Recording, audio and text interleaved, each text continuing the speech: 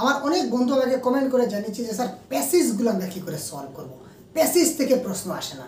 তো এই প্রশ্নের সমস্যার সমাধান কী হতে পারে সেটা আমি আপনাদেরকে আজকে ডিটেলস আপনাদেরকে বুঝিয়ে দেবো। দেখুন, আমি প্রতিনিয়ত আপনাদের বলে থাকি যে আপনারা প্রিভিয়াস ইয়ার কোয়েশ্চেনগুলো প্র্যাকটিস করবেন, তাতে আপনাদের ভালো নম্বর আসবে। কিন্তু মনে রাখবেন, কিন্তু প্যাসেজের প্রিভিয়াস ইয়ার কোয়েশ্চেন কখনো রিভিশন করবেন না। বলুন তার কারণ কি? কারণ আমার কাছে প্রিভিয়াস 12 বছরের প্রশ্ন রয়েছে, টোটাল 12 বছরের প্রিভিয়াস ইয়ার কোয়েশ্চেন আমার কাছে রয়েছে। যদি আপনাদের প্রয়োজন হয় অবশ্যই ভিডিও ডেসক্রিপশন বক্সে লিঙ্ক আছে, আপনারা এখান থেকে ক্লিক করে আপনারা সেই পিডিএফ ফাইলটা ডাউনলোড করে নিতে পারবেন এই ভিডিও ডেসক্রিপশন লিঙ্ক থেকে। আচ্ছা চলুন, এবার কথা হচ্ছে এই যে আপনাদের যে প্রিভিয়াস যে কোয়েশ্চেন পেপারগুলো রয়েছে, তো প্রিভিয়াস ইয়ার কোয়েশ্চেনগুলো আমি স্টাডি করেছি। তো প্রিভিয়াস ইয়ার 12 বছরের প্রিভিয়াস ইয়ার কোয়েশ্চেনের মধ্যে ল্যাঙ্গুয়েজ 1, ল্যাঙ্গুয়েজ 2, পেপার 1, পেপার 2 একদম একটিও প্যাসেজ আমাদের কিন্তু রিপিট আসছে না, বা প্যাসেজগুলো কিন্তু রিপিট আসে না। তাই এতগুলো প্যাসেজ আপনি রিপিট করে আপনার সেই মূল্যবান সময়কে আপনি নষ্ট করবেন না। তো কথা হচ্ছে স্যার আমি করবোটা কি? মনে প্রশ্ন জাগে, তো আমি করবোটা কি? আপনি কি করবেন? আপনি প্যাসেজ 2টি বা 4টি বা 5টি, হার্ডলি 10টি প্যাসেজ আপনি দেখে নিন, একটু রিভিশন করে নিন, কোয়েশ্চেন পেপারগুলোতে দেখে নিন যে প্যাসেজগুলো কী ধরনের হয়, কি কি সিস্টেমের প্রশ্নগুলো আসে, কোন কোন সিস্টেমের প্রশ্ন আসে, কীভাবে প্রশ্ন আসে, এইগুলি আপনাকে দেখতে হবে, আপনার এগুলি জানতে হবে, ঠিক আছে? এবং প্যাসেজের সঙ্গে আরেকটা গুরুত্বপূর্ণ যেটা জিনিস অ্যাড হয়, যেটা ছাড়া প্যাসেজ হয়ই না, বলুন কি? বলুন ভাই। এটা হচ্ছে বেঙ্গলি গ্রামার, ঠিক আছে? প্রত্যেকটা প্যাসেজের মধ্যে আপনারা দেখবেন বাংলা ব্যাকরণের 6 থেকে 8 নম্বর এখানে রয়েছে। কারণ টোটাল 15 নম্বরের আপনাদের আসছে এখানে, ঠিক আছে? বাকি 15-এর প্যাডাগজি আসছে, আর বাকি 15 মার্কের আপনার যদি ল্যাঙ্গুয়েজ 2 হয়ে থাকে তাহলে আপনি পাবেন 2টি প্যাসেজ, আর যদি আপনার ল্যাঙ্গুয়েজ 1 হয়ে থাকে তাহলে আপনি পাবেন 1টি প্যাসেজ এবং 1টি কবিতা, ঠিক আছে? তো এই কবিতা প্যাসেজ মিলুন আর 2টা প্যাসেজ মিলুন একই ব্যাপার, আমাদের টোটাল দাঁড়ালো হচ্ছে 15। তো এই 15-এর জন্য আপনাকে বেঙ্গলি গ্রামার দেখতে হবে এবং প্রিভিয়াস ইয়ারের কয়েকটি প্রশ্ন আপনাকে দেখতে হবে শুধুমাত্র আইডিয়া নেওয়ার জন্য। এবার আপনি সবগুলি থরলি আপনি একদম রিভিশন করতে যাবেন না, এতে আপনার অনেক সময় নষ্ট হবে, আর এক্সাম হলে গিয়ে আপনার তেমন আপনি লাভবান হতে পারবেন না। কারণ কি? রিপিটেড কোয়েশ্চন আসে না, বরঞ্চ প্যাডাগজির কোয়েশ্চনগুলো কিন্তু রিপিট প্রশ্ন আসে, কিন্তু প্যাসেজের প্রশ্নগুলো কিন্তু রিপিট আসে না। তাহলে চলুন আজকে আমরা এই প্যাসেজের কয়েকটি ধারণা, 2টি প্যাসেজ আজকে আমি আপনাদের দেখিয়ে দিচ্ছি, কয়েকটি প্যাসেজ আমি আজকে আপনাদের দেখিয়ে দেবো, ঠিক আছে? 1টি বা 2টি প্যাসেজ আপনারা পেয়ে যাবেন আজকের ক্লাসে। তো এই প্যাসেজ থেকে কী কী ধরনের প্রশ্ন আসে এইগুলি আমরা মোবাইল লাইভ স্ক্রিনে আপনাদের দেখিয়ে দেবো, ঠিক আছে? পর্বদিনে গঙ্গা স্নান করিতেন, আর ভোরবেলায় বিছানায় বসে কি জানি কি নাম বা মন্ত্র জপ করিতেন। বাক্যটির সাধু ভাষার সঠিক রূপ কোনটি? সাধু ভাষা বলেছে, তার মানে এটা বাংলা ব্যাকরণের প্রশ্ন, তাই না? সাধু ভাষা বলেছে, তার মানে এই প্রশ্নটা কিসের প্রশ্ন? এই প্রশ্নটা হচ্ছে কোন অ্যাঙ্গুলের প্রশ্ন? বাংলা ব্যাকরণের প্রশ্ন। তো যেহেতু এই প্রশ্নটা বাংলা ব্যাকরণের প্রশ্ন, তো ব্যাকরণের প্রশ্নটা কিন্তু আপনি প্যাসেজে কোনো দিনও পাবেন না, ঠিক আছে? ব্যাকরণের প্রশ্নটা আপনি কখনো পাবেন না। তাহলে কি হবে? কখনো হবে না। আচ্ছা দেখুন, এখানে দেখুন কি বলেছে, এখানে করতেন, তো করতেনটা চেঞ্জ হয়ে আমার কি হবে? করিতেন হবে। করতেনটা চেঞ্জ হয়ে সাধু ভাষায় যদি করি তাহলে করতেনটা চেঞ্জ হবে, করতেনটা চেঞ্জ হয়ে আমার কি হতে হবে? করিতেন হবে। এখানে করতেন, এই করতেনটা চেঞ্জ হয়ে করিতেন হতে হবে। এখানে দেখুন বসেটা আমার চেঞ্জ হবে, বসেটা চেঞ্জ হয়ে আমার কি হবে? বসিয়া হবে। এবার আমি একটু মিলাই, এই 1 নম্বর অপশনে দেখুন বসে রয়েছে, তার মানে এটা হচ্ছে না, 1 নম্বর অপশনটা কাটা। আচ্ছা তারপর এখানে দেখুন করতেন আছে, এই বেঁকে করতেন আছে, তার মানে যেহেতু করতেন আছে তার মানে আমার সেটা হচ্ছে না, ঠিক আছে? এই বাক্য দেখি, এই বাক্যে আবার দেখুন করতেন আছে, এই বাক্যে করতেন আছে মানে এটা হচ্ছে না, তার মানে অপশন নাম্বার 1, 3, 4 আমার কাটা গেল, ঠিক আছে? তার মানে option number 2 is the right answer. পূর্বদিনে গঙ্গা স্নান করিতেন, এই দেখুন করিতেন পেয়েছি, করিতেন। ভোরবেলায় বিছানায় বসিয়া রয়েছে, কি জানি মন্ত্র জপ করিতেন, দেখুন করিতেনও পেয়েছি, বসিয়া পেয়েছি।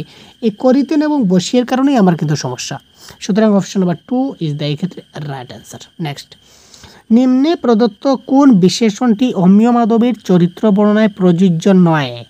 কি বলেছে? চরিত্র বর্ণনায় প্রযোজ্য নয়। এবার আমরা অপশনে দেখব ধর্মভীরু, তারপর দেখুন একরুক্ষা, উদার মনোভাবাপন্ন, না ব্যবসায়িক দূরদৃষ্টি সম্পন্ন। তো এবার দেখুন কোয়েশ্চন নম্বর 93 কারেক্ট আনসার কি হতে পারে।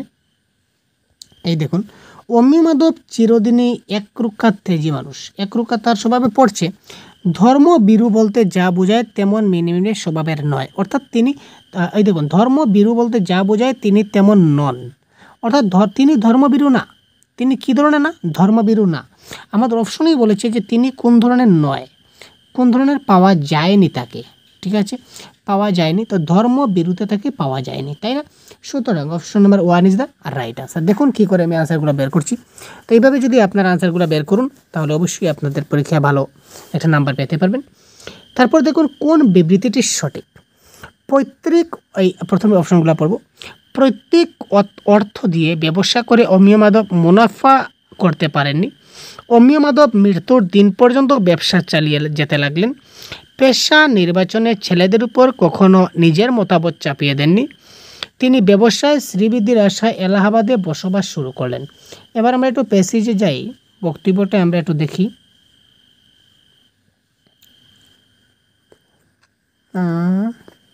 এই দেখুন কি বলেছে, দেখুন কোথায় রয়েছে লাইনটা, একটু খুঁজতে হবে ভাই, খুঁজতে হবে, একটু তো সময় লাগবে, তাই না? এই দেখুন, তার মধ্যে তার ছেলেরা মানুষ হয়ে গিয়েছিল, যার যা ইচ্ছে সেই পথেই যেতে দিয়েছিলেন অমিয় মাধব। অর্থাৎ কি, অমিয় মাধব ছেলেদেরকে মানে কোনো পার্টিকুলার স্টেজ দেননি যে তোমাকে ওই জিনিসটা করতেই হবে। বড় ছেলে ডেপুটি ম্যাজিস্ট্রেট, তার নিজের ইচ্ছায়। মেজো ছেলে উকিল, তার নিজের ইচ্ছায়। সেজো ছেলে ব্যবসাদার, তার ইচ্ছায়। ছোট সদ্য সরকারি চাকরিতে ঢুকছে, অর্থাৎ সব নিজেদের ইচ্ছা মতো ঢুকছে। তিনি যার ইচ্ছা, যার যেটা ইচ্ছা তিনি সেদিকে তাকে যেতে দিয়েছিলেন ছেলেদেরকে। তিনি নিজে থেকে কোনো চাপ তাদের ক্ষেত্রে দেননি। সুতরাং এই ক্ষেত্রে কারেক্ট আনসার হবে কোনটি দেখুন তো। এই দেখুন, পেশা নির্বাচনে ছেলেদের উপর কখনো নিজের মতামত চাপিয়ে দেননি।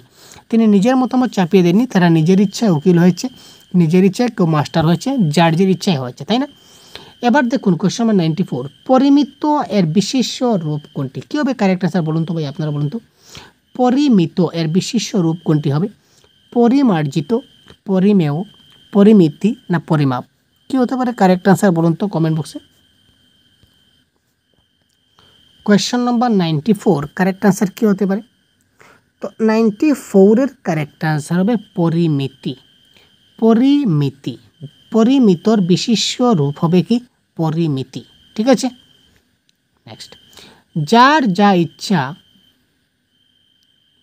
তাকে সেই পথে যেতে দিয়েছিলেন অমিয় মাধব। এই বাক্যটা কোন শ্রেণীর বাক্য? আমি আমার সরল জটিল যৌগিক বাক্যের যে গঠন, এগুলা নিয়ে আমি অনেক কনসেপ্টের ক্লাস দিয়েছি, অনেক সহজভাবে আমি কিন্তু অনেক বুঝিয়ে দেওয়ার চেষ্টা করেছি। অর্থাৎ যে কোনো জন যদি আপনারা ক্লাসটা দেখে থাকেন তাহলে অবশ্যই আপনারা এই প্রশ্নের কারেক্ট আনসার করতে পারবেন। দেখুন, জটিল, সরল, মিশ্র, না যৌগিক? যদি কোনো বাক্যে যখন তখন, যা তা, যেহেতু সেহেতু এই ধরনের শব্দগুলো থাকে তখন সেটা জটিল বাক্য হয়। যেমন এখানে দেখুন, যার যা ইচ্ছা তাকে সেই পথেই যেতে দিয়েছে, তো যা তা রয়েছে, যা তা, ঠিক আছে, যার যা ইচ্ছা তাকে সে যা তা রয়েছে। সুতরাং এই বাক্যটা কী ধরনের বাক্য? জটিল বাক্যের উদাহরণ, ঠিক আছে। আচ্ছা, কোয়েশ্চন নাম্বার 96-এর প্রশ্নটা গুরুত্বপূর্ণ। এই ধরনের প্রশ্ন কিন্তু আমরা একটা পরীক্ষার হলে দেখতে পাই, প্রত্যেকটা কোয়েশ্চন সেটে কিন্তু এই ধরনের প্রশ্ন থাকে। নিম্নে প্রদত্ত বিবৃতিগুলি ঘটনাক্রম অনুযায়ী সাজালে সঠিক ক্রমটি হবে। এখানে 4টা লাইন রয়েছে, আমাদের বলতে হবে এই 4টা লাইনের মধ্যে কোন লাইনটা প্যাসেজের প্রথমে আছে, কোন লাইনটা তারপর রয়েছে, কোন লাইনটা মানে প্যাসেজের সিকোয়েন্স অনুযায়ী এই লাইনগুলো বসাতে হবে। এখানে অ্যাকর্ডিং টু অপশন এইগুলো আমাদের বসবে, ঠিক আছে। তো প্রথমে আমরা এখানে একটা জিনিস দেখব। এখানে দেখুন লাস্টের যেটা আমরা প্রথমে লাস্টেরটা মিলাবো। লাস্টে দেখুন এখানে ঘ ঘ, লাস্টে ঘ ঘ দুটা রয়েছে, এখানে লাস্টে ক ক দুটা রয়েছে। তো আপাতত লাস্টেরগুলো আমরা কেটে নিই, কারণ কি লাস্টের দুটা আমাদের মিলাতে হবে, একটা পেলে কিন্তু হবে না। প্রথমটা একটু দেখি তো। প্রথমটা দেখুন খ ক ঘ ইয়েস। লাস্ট প্রথমেরটা কিন্তু আমাদের ডিফারেন্স রয়েছে, যদি যেটা ডিফারেন্স থাকবে ওইটা মিলাবেন, তাড়াতাড়ি হবে, সবটা মিলাতে লাগবে না। যদি শেষেরটা এই ধরনের ডিফারেন্স থাকতো তাহলে আমি শেষেরটা মিলাতাম। এবার কিন্তু আমার প্রথমটা ডিফারেন্স রয়েছে, তাই আমি প্রথমেরটাই মিলাবো। তো প্রথমেরটা মিলাবো, কী করে মিলাবো এবার দেখুন। এই 4টা লাইন খুব ভালো মতো পড়ুন। অমিয় মাধব এলাহাবাদে বসে সমস্ত ব্যবসা গুটিয়ে নিলেন। লাইনগুলো মনে রাখুন। অমিয় মাধব এলাহাবাদে বসে সমস্ত ব্যবসা গুটিয়ে নিলেন। অমিয় মাধব মধ্যপ্রদেশের বিভিন্ন শহরে তার ব্যবসা চালাতে লাগলেন। অমিয় মাধব রুড়কিতে ইঞ্জিনিয়ারিং পড়তেন। যৌতুকে পাওয়া টাকা দিয়ে ব্যবসা শুরু করলেন।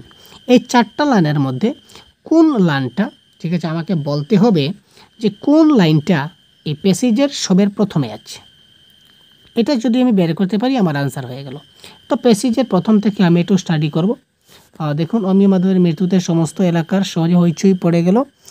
স্বাভাবিক মৃত্যু নয়, ইচ্ছা মৃত্যু। এই লাইনগুলো আমি যে লাইনগুলো এইমাত্র পড়লাম, এই পড়ার মধ্যে এই লাইনগুলো কোথায় রয়েছে? পাবলিসিটি, প্রচার, এলাহাবাদে। এই লাইনটা পাননি।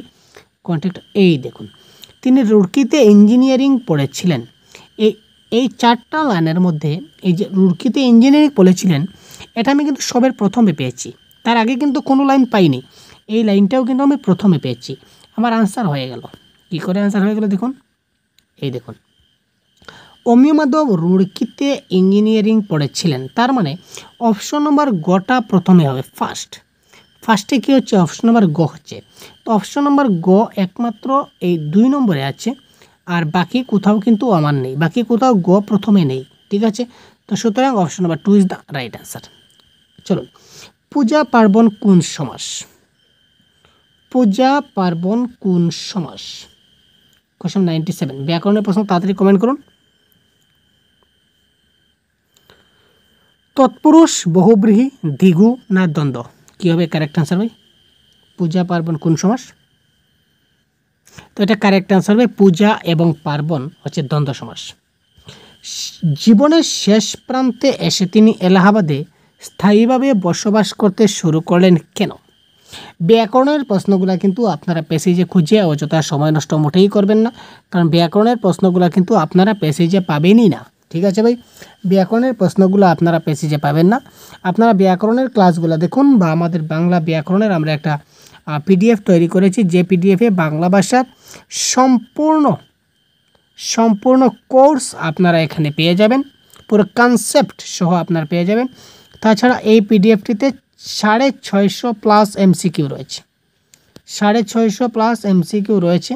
তাছাড়া সঙ্গে রয়েছে আপনাদের বাংলা, স্পেশালি বাংলা ব্যাকরণের পিওয়াইকিউ, যে সকল পিওয়াইকিউ ইয়ার ওয়াইজ দেওয়া আছে, কোন ইয়ারে কোনটা এসেছে একদম ইয়ার ওয়াইজ দেখতে পাবেন। যেমন 2013-তে কোনটা এসেছিল, 14-তে কোনটা এসেছিল, 15-তে কোনটা এসেছিল, 2019-এ কী ব্যাকরণ এসেছে, 2023-এ কী ব্যাকরণ এসেছে, এই ধরনের পুরো ডিটেলস আপনার দেওয়া আছে। ভিডিও ডেসক্রিপশনে লিঙ্ক পাবেন, মাত্র 50 টাকা লাগবে সেটা ডাউনলোড করতে। 50 টাকা দিয়ে এখনই ডাউনলোড করে নিন, বাংলা ব্যাকরণে 100% আপনার কমন পড়বে, ঠিক আছে ভাই। যদি চান তাহলে আপনি দেখে নিন। তাছাড়া আমাদের অনেক ফ্রি ক্লাস রয়েছে বাংলা ব্যাকরণের ইউটিউব চ্যানেলে, আপনারা দেখতে পারেন। চলুন, জীবনের শেষ প্রান্তে এসে তিনি এলাহাবাদে স্থায়ীভাবে বসবাস করতে শুরু করলেন। কথাটা হচ্ছে কেন শুরু করলেন? তিনি প্রতিদিন গঙ্গা স্নান করতেন বলে, তিনি অত্যন্ত ধর্মভীরু ছিলেন বলে, গঙ্গা তীরবর্তী শহরে জীবনের শেষ দিনগুলি কাটানোর জন্য, ধার্মিক স্ত্রী ও পুত্রবধূর কথা অমান্য করতে না পেরে। তো এখানে কারেক্ট আনসার কী হবে? কোয়েশ্চেন নম্বর 98 আমরা একটু দেখি। তার জীবনের শেষ প্রান্ত, তো জীবনের শেষ প্রান্ত মানে প্যাসেজেরও শেষ প্রান্তের দিকে মোটামুটি হবে, তাই না ভাই?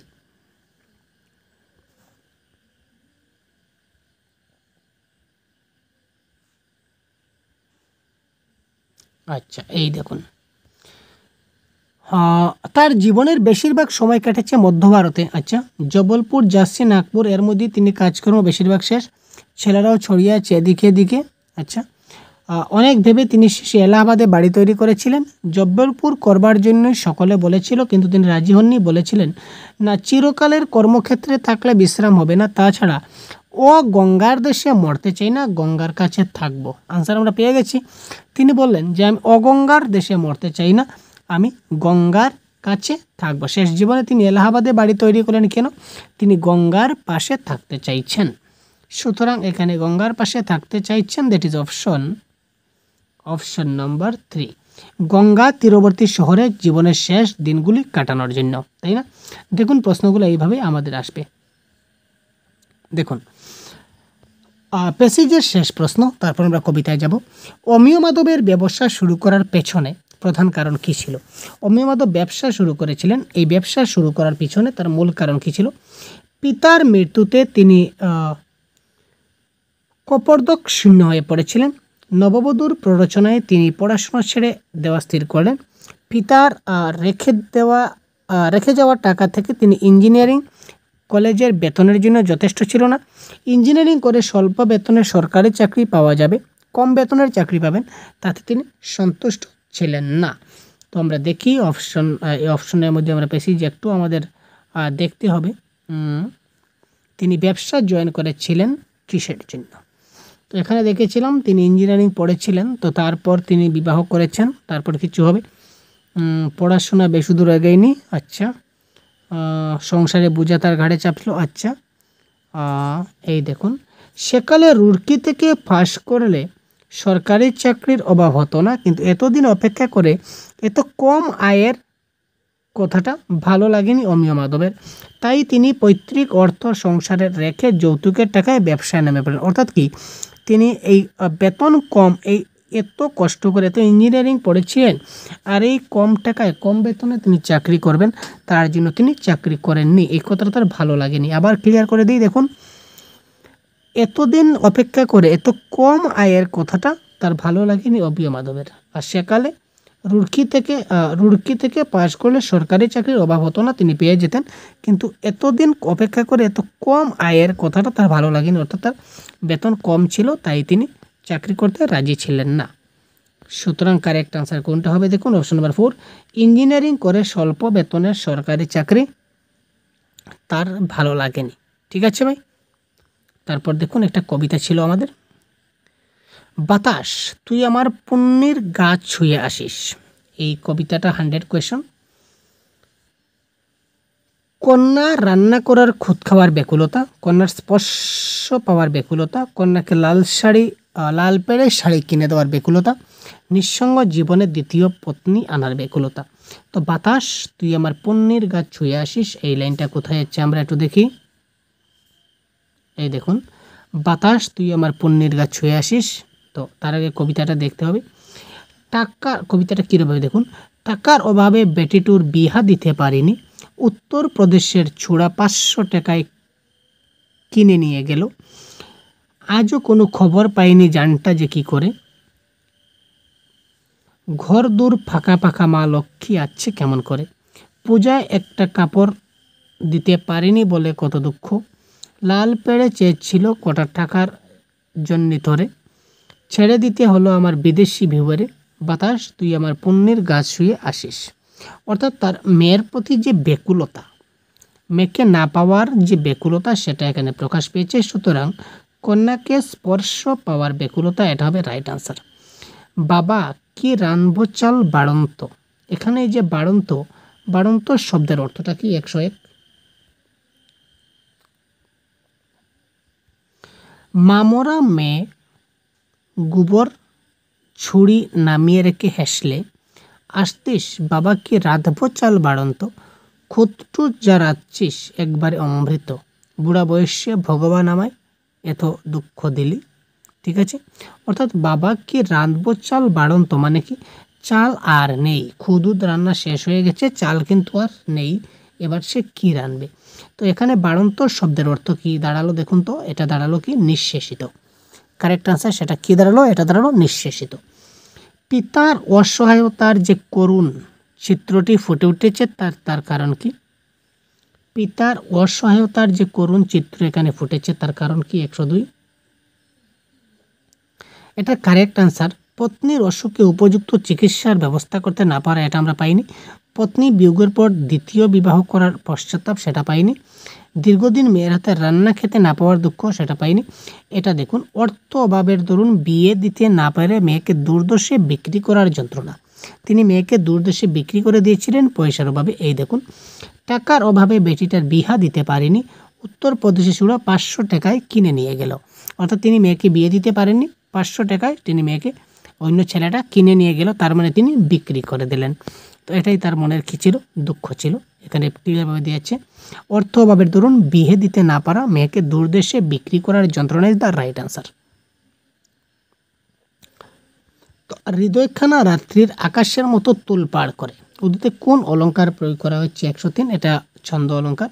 আপনারা ছন্দ অলংকারের ক্লাস যদি দেখে না থাকেন অবশ্যই দেখে নেবেন।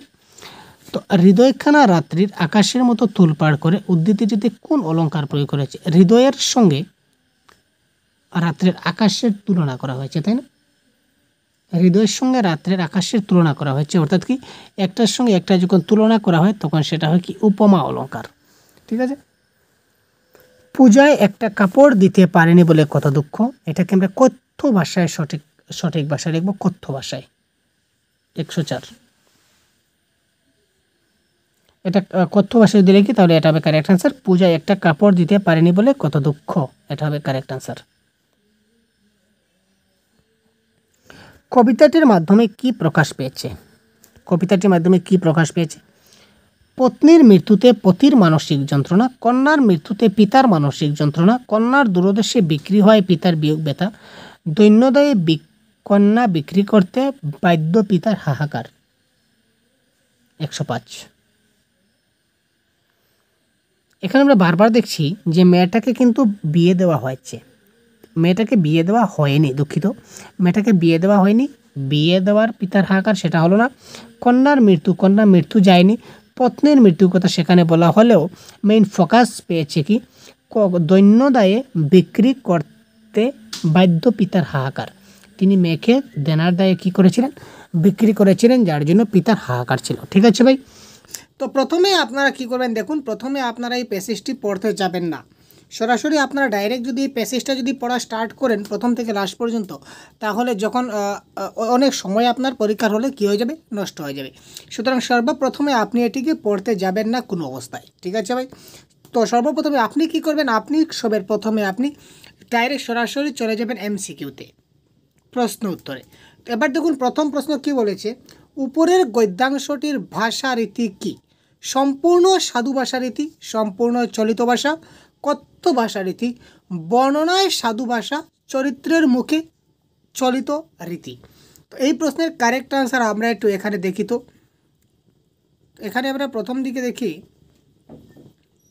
এখানে যদি প্রথম দিকে আপনারা দেখেন তো এখানে দেখতে পাচ্ছেন যে তাই অন্ধকারের মধ্যে তাকে খুঁজিতেছি, সে দেখা দিল, অন্ধকারের মধ্যে সম্পূর্ণ রূপ পরিগ্রহ করিয়া সম্মুখে দাঁড়াইল, কিশোর চন্দ্রনাথ, এগুলো দেখতে পাচ্ছেন, এগুলো হচ্ছে সাধু ভাষা। তো এগুলো হচ্ছে সাধু ভাষা, কিন্তু লাস্টে দেখুন এখানে একটা অর্থ দেওয়া আছে, তুই তাহলে 3rd ডিভিশনে যাবি। তো এটা হচ্ছে কি চলিত ভাষা। সুতরাং বর্ণনায় ভাষা সাধু এবং চরিত্রের মুখে চলিত রীতি, এটা হবে এই ক্ষেত্রে কি কারেক্ট আনসার। তো তারপর আমরা দেখছি পরবর্তী দেখুন, অন্ধকারের মধ্যে কথক কাকে খুঁজেছেন। তো অন্ধকারের মধ্যে অর্থ আমাদের কথক কাকে খুঁজেছেন, এটা যদি আমরা দেখতে যাই তাহলে এই ক্ষেত্রে আমাদের একটু প্যাসেজে যেতে হবে। প্যাসেজে দেখুন, তো অন্ধকারের মধ্যে কথক কাকে খুঁজতে চেয়েছিলেন। তো প্যাসেজের প্রথম দিকে দেখুন, অতীতের রূপে এই অন্ধকার আলোকিত যে দিবসটি অবস্থান করে তমসা পারাবার ডুবছিল। তো এখানে অন্ধকারের মধ্যে তিনি কাকে খোঁজার কথা বলেছিলেন, এই দেখুন, অন্ধকারের মধ্যে সুস্পষ্ট রূপ পরিগ্রহ করিয়া সম্মুখে দাঁড়াইল, কে দাঁড়াইল? কিশোর চন্দ্রনাথ। তার মানে Kishore Chandranath is the right answer. অন্ধকারের মধ্যে কে দাঁড়িয়েছিল? অন্ধকারের মধ্যে কত কাকে খুঁজছিলেন? কিশোর চন্দ্রনাথকে খুঁজছিলেন। অপশন নম্বর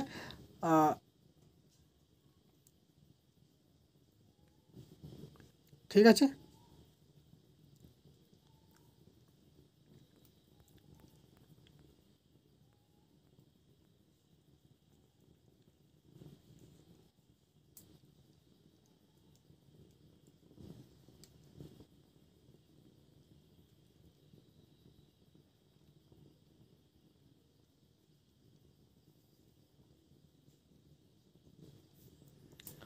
ঠিক আছে। তো তার পরবর্তী প্রশ্ন আমরা দেখছি, চন্দ্রনাথের মুখের কোন অংশ সবার প্রথমে চোখে পড়ে? চন্দ্রনাথের মুখের কোন অংশ সর্বপ্রথমে চোখে পড়ে? সুন্দর চোখ জোড়া, শিরায় চরিত একটা ত্রিশূল চিহ্ন, চওড়া কপাল, না অদ্ভুত মোটা নাক? তো কোয়েশ্চেন নাম্বার 3, এই ক্ষেত্রে কারেক্ট আনসার কী হবে? এখানে দেখুন, তো আপনারা দেখতে পেলেন যে অন্ধকারে দাঁড়াইল কিশোর চন্দ্রনাথ, তাকে তিনি দেখতে পেলেন। তো সর্বপ্রথমে তিনি তার কি দেখতে পেলেন, দেখুন এখানে কি দিয়েছে, প্রথমেই চোখে পড়ে চন্দ্রনাথের অদ্ভুত মুঠা নাক, অর্থাৎ সর্বপ্রথমে তার চোখে কি পড়ো, চন্দ্রনাথের মুঠা নাকটা পড়লো। ঠিক আছে, তো এটাই আমাদের প্রশ্ন দিয়েছিল যে সর্বপ্রথমে তার চোখে কি পড়েছিল। তো সর্বপ্রথমে তার চোখে পড়েছিল কি পড়েছিল, অদ্ভুত মুঠা নাক ইজ দ্য রাইট অ্যান্সার। তো উক্ত গদ্যাংশে কথকের নাম কি, চন্দ্রনাথ, নরু, তারাশঙ্কর, না কোনো নাম উল্লেখ নাই। কোয়েশ্চেন নম্বর 4 এর কারেক্ট অ্যান্সার। তো এই ক্ষেত্রে আমরা একটু প্যাসেজে গিয়ে দেখব কোথায় রয়েছে। এই দেখুন এখানে রয়েছে, চিন্তাকুল বিমর্ষ নেত্রে আমাকে বলিলেন, আমাকে বলতে কাকে, নরু তুমি একবার জেনে এসো তো চন্দ্রনাথ কি বলে। এবার আমাকে বলেছেন কথক নিজে, আমি নিজে নিজেকে বলেছি যে উনি আমাকে বলেছেন যে দাদা এটা আপনি করুন, তার মানে দাদা বলতে এখানে কথক। তো সুতরাং এই ক্ষেত্রে কারেক্ট অ্যান্সার হবে নরু ইজ দ্য রাইট অ্যান্সার। সুতরাং এখানে অপশন নাম্বার নরু কোথায় রয়েছে দেখুন, অপশন নাম্বার বিতে রয়েছে নরু, সুতরাং নরু is the right answer. Chandranath prize প্রত্যাখ্যান করেন কেন, ঠিক আছে, প্রাইজের মূল্য কম ছিল বলে, প্রাইজ সবার সামনে নিতে তার লজ্জা লাগে, সে কখনো সেকেন্ড হয়নি, সেকেন্ড প্রাইজ সে নেবে না, নরু প্রথম হয়েছিল বলে। তো এই ক্ষেত্রে দেখুন চন্দ্রনাথ প্রাইজ প্রত্যাখ্যান করেছিল কেন। তো প্রাইজ রিলেটেড কথাবার্তা আমাদের কোথায় আছে সেটা আমরা একবার দেখি। এই দেখুন পেয়ে গেছি, প্রাইজ ডিস্ট্রিবিউশনের সময় চন্দ্রনাথ প্রাইজ গ্রহণ করতে চায় না, সে আজ পর্যন্ত কখনো সেকেন্ড হয়নি, তাহার কথা অবহেলা করিতে পারিলাম না, চন্দ্র কাছে কাছে গেলাম। তার মানে সে সেকেন্ড হয়েছিল, তার জন্য সে প্রাইজ নেয় নাই, কারণ সে আজ পর্যন্ত কখনো সেকেন্ড হয় নাই, তাই সে প্রাইজ নেয় নাই, এক কথায় শেষ। এখানে কি বলেছে দেখুন, এই দেখুন সে কখনো সেকেন্ড হয়নি, সেকেন্ড প্রাইজ সে নেবে না। এটা হচ্ছে correct answer. Question number 5 option number C is the right answer. দেখুন চন্দ্রনাথ মন দিয়ে কী লিখেছিল, দেখুন আমরা যদি ভাবি বা একটু যদি মন দিয়ে যদি আমরা প্যাসেজগুলো যদি পড়ি বা প্রশ্নের সঙ্গে যদি এগুলো যদি আমরা একটু টালি করি, তাহলে কিন্তু আমরা অনায়াসে কিন্তু সবগুলো প্রশ্নের আনসার আমরা কিন্তু খুব সহজে আমরা বের করে নিতে পারি। তো চন্দ্রনাথ মন দিয়ে কী পড়েছিল, এখানে দেখুন তো চন্দ্রনাথ মন দিয়ে কী পড়েছিল, কারেক্ট আনসার কী হবে। এই দেখুন আমি নিজেই প্রশ্ন করিয়া বসিলাম কি লিখছিস, লিখিতে লিখিতে চন্দ্রনাথ উত্তর দিল ইউনিভার্সিটি এক্সামের রেজাল্ট তৈরি করছি। তার মানে চন্দ্রনাথ কি করেছিল, ইউনিভার্সিটি এক্সামের রেজাল্ট চেক করেছিল, তাই না। সুতরাং এখানে কারেক্ট অ্যান্সার হবে ইউনিভার্সিটি এক্সামিনেশনের result is the right answer. Chandranath মন দিয়ে কী লিখেছিল, ইউনিভার্সিটির এক্সামিনার রেজাল্ট। তারপরের প্রশ্ন, চন্দ্রনাথের মতে সে যদি 550 বা তার বেশি পায় তবে কে কে ফেল করবে। চন্দ্রনাথের মতে যদি 550-এর বেশি যারা পাবে এক্ষেত্রে কে কে ফেল করবে। তো 550 রিলেটেড টপিক আমাদের কোথায় রয়েছে, 550। এই দেখুন 550 মানে 550। চন্দ্রনাথ বলিতেছিল আমার যদি 550 কি তার বেশি উঠে তাহলে এই স্কুলের রেজাল্ট হবে, মানে দুটো ফেল, অমিয় এবং শ্যামা দুজন ফেল হবে, বাকি সব পাস হবে। তো কোন দুজন ফেল হবে, অমিয় এবং শ্যামা দুজন ফেল হবে, বাকি সব পাস হবে। তো প্রশ্নই কি বলেছে, তাহলে কে কে ফেল করবে বলেছিল, তো ফেল করবে কে কে, শ্যামা এবং অমিয়, ঠিক আছে, শ্যামা এবং অমিয়, তার মানে এ এবং বি উভয়ই কারেক্ট। সুতরাং option number D is the right answer. চন্দ্রনাথের মতে সে যদি 525-এর কম পায় তবে বাকিদের ফলাফল কি হবে, ঠিক আছে।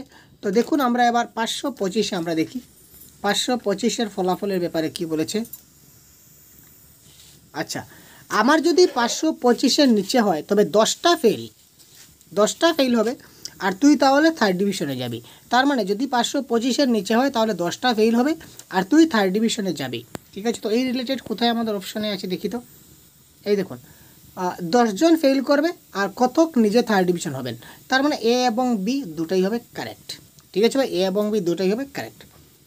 প্যাসেজ থেকে আনসার বের করা অত সহজ পদ্ধতি ভাই, আপনারা অযথা ঘাবড়াচ্ছেন। আমি সরাসরি ডাইরেক্ট প্রিভিয়াস ইয়ার কোয়েশন নিয়ে আসবো, প্রিভিয়াস ইয়ার কোয়েশনে ডাইরেক্ট আপনাদের প্রশ্নগুলো সলভ করবো, তখন বুঝতে পারবেন। তো আজকে একটা জাস্ট ডেমো হিসাবে আপনাদের দেখাচ্ছি। তো দেখুন দারিদ্র জীর্ণ ব্যাস বাক্যটি কী হবে, এটা কারেক্ট আনসার কী হবে, বাংলা ব্যাকরণের প্রশ্ন। তো আপনারা কমেন্ট করুন তো এই প্রশ্নের কারেক্ট আনসার কী হবে। কোয়েশন নাম্বার 9, দারিদ্র জীর্ণ ব্যাস বাক্য হবে দারিদ্র হতে জীর্ণ, যেই দারিদ্র সেই জীর্ণ, দারিদ্র দ্বারা জীর্ণ, না সমাজবদ্ধ পথ নয়। তো কোয়েশন নাম্বার 9-এর কারেক্ট আনসার কী হবে, এখানে কারেক্ট আনসার হবে কোয়েশ্চন নাম্বার 9-এর option number B is the right answer. দারিদ্র দ্বারা জীর্ণ ইজ দ্য রাইট আনসার। চন্দ্রনাথের রক্তের চাপ উত্তেজনায় প্রবল হলে কি হয়? প্রলাপ বকে, সব কিছু ভেঙে দেয়, মধ্য ললাটে ত্রিশূল চিহ্ন মোটা হয়ে ফুলে ওঠে, না মারামারি শুরু করে। তো চন্দ্রনাথের রক্তের চাপ যদি উত্তেজনায় প্রবল হয় তখন কি হয়? তো এটা আমরা একটু প্যাসেজে দেখব। চন্দ্রনাথের রক্তের চাপ, দেখুন কোথায় কোথায় কি রয়েছে আমরা একটু দেখব। রক্তের চাপ পেয়েছি, এবার এই লাইনটাকে পড়বো। এইভাবে মানে ট্যাগওয়ার্ডগুলোকে কপি করুন। ট্যাগওয়ার্ড, এখানে ট্যাগওয়ার্ড কী ছিল? রক্তের চাপ। তো এইভাবে আমাদের ট্যাগওয়ার্ডগুলোকে কপি করতে হবে এবং ট্যাগওয়ার্ডগুলো দিয়েও আমাদের কী করতে হবে? কারেক্ট আনসারগুলো করতে হবে। দেখুন, সামান্য উত্তেজনায় রক্তের চাপ ঈষৎ প্রবল হলে নাকের ঠিক উপরেই মধ্য ললাটের ওই ত্রিশূল চিহ্ন মোটা হইয়া ফুলিয়া ওঠে। তার মধ্য ললাটের উপর ত্রিশূল চিহ্নটা কী হয়? মোটা হয়ে ফুলিয়া ওঠে। এটা হচ্ছে কারেক্ট আনসার। সুতরাং মোটা হয়ে ফুলিয়ে উঠে, এটা কোথায় রয়েছে? এই দেখুন, মধ্য ললাটে ত্রিশূল চিহ্নটা মোটা হয়ে ফুলে উঠে, এটা হবে আমাদের কি কারেক্ট আনসার 10-এর সি।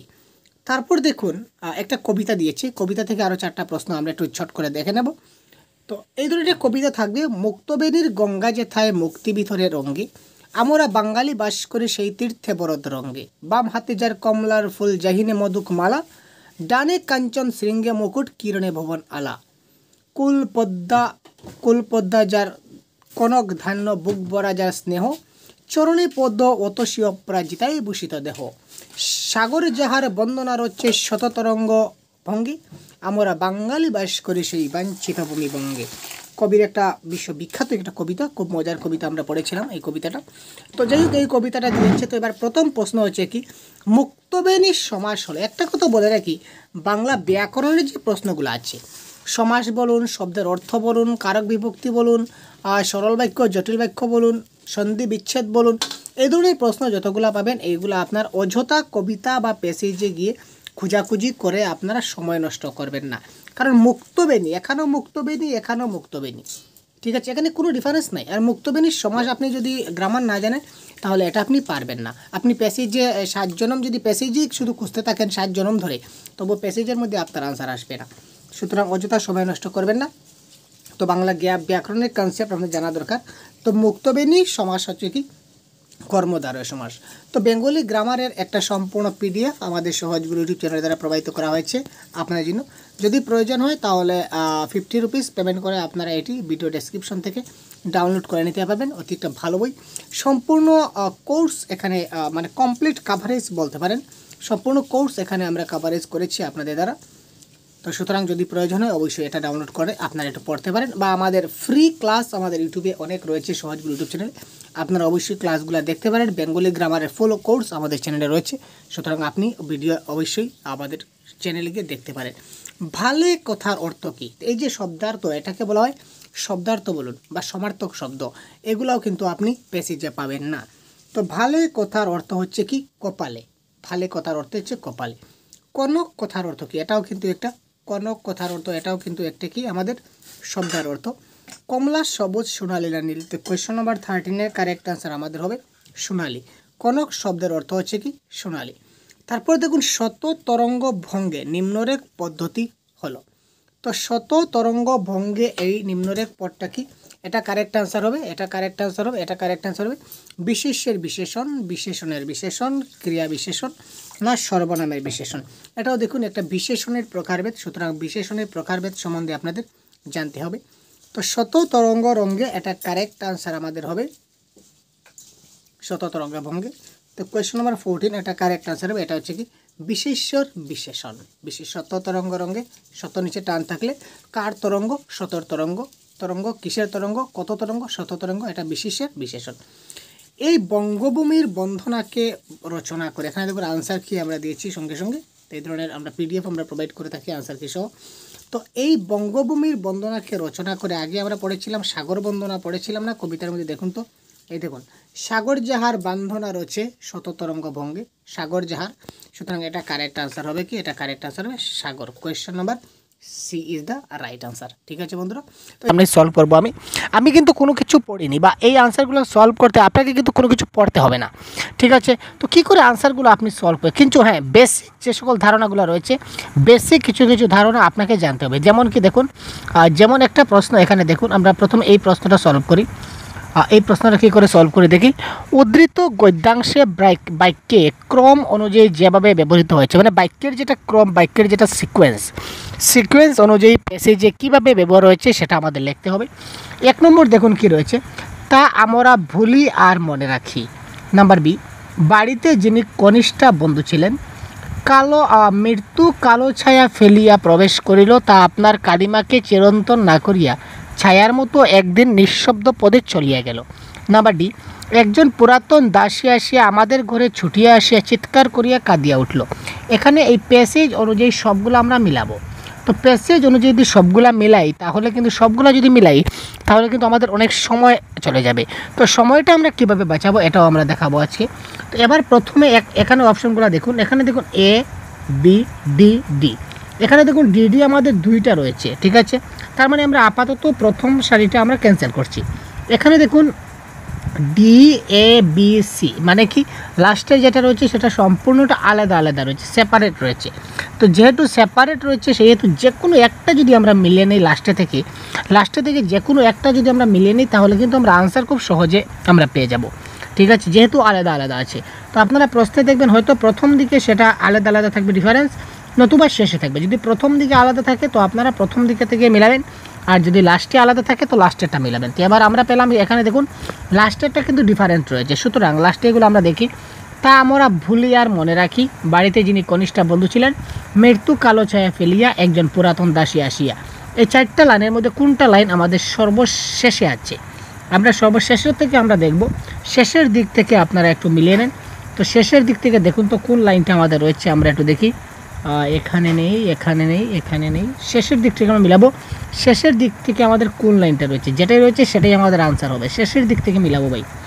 ইয়েস, তা আমরা ভুলি আর মনে রাখি। দেখুন শেষের থেকে একদম শেষে আমাদের কোন লাইনটা আছে? একদম শেষে আমাদের আছে কি আমরা ভুলি আর মনে রাখি, একদম শেষে আছে। তো এবার দেখুন এই যে তা আমরা ভুলি এবং মনে রাখি, এটা কোথায় আছে? সব লাস্টে আছে। তো লাস্টে আমাদের কি থাকবে? লাস্টে আমাদের এটা থাকছে। এটা কোথায় থাকছে? এটা আমাদের সর্বশেষে থাকবে। দেখুন এটা আমাদের সবের শেষের আছে, তো এখানে দেখুন এটা সবের শেষে আছে, বাকি এখানে এ নাই। তো এটা সবের শেষে আছে, তার মানে কি এটা কারেক্ট অ্যান্সার হবে অপশন নাম্বার 2। এখানে যদি আমরা মিলাই তাহলে একজন পুরাতন দাসী আসি আমাদের ঘরে ছুটিয়ে, এটা প্রথমে থাকবে।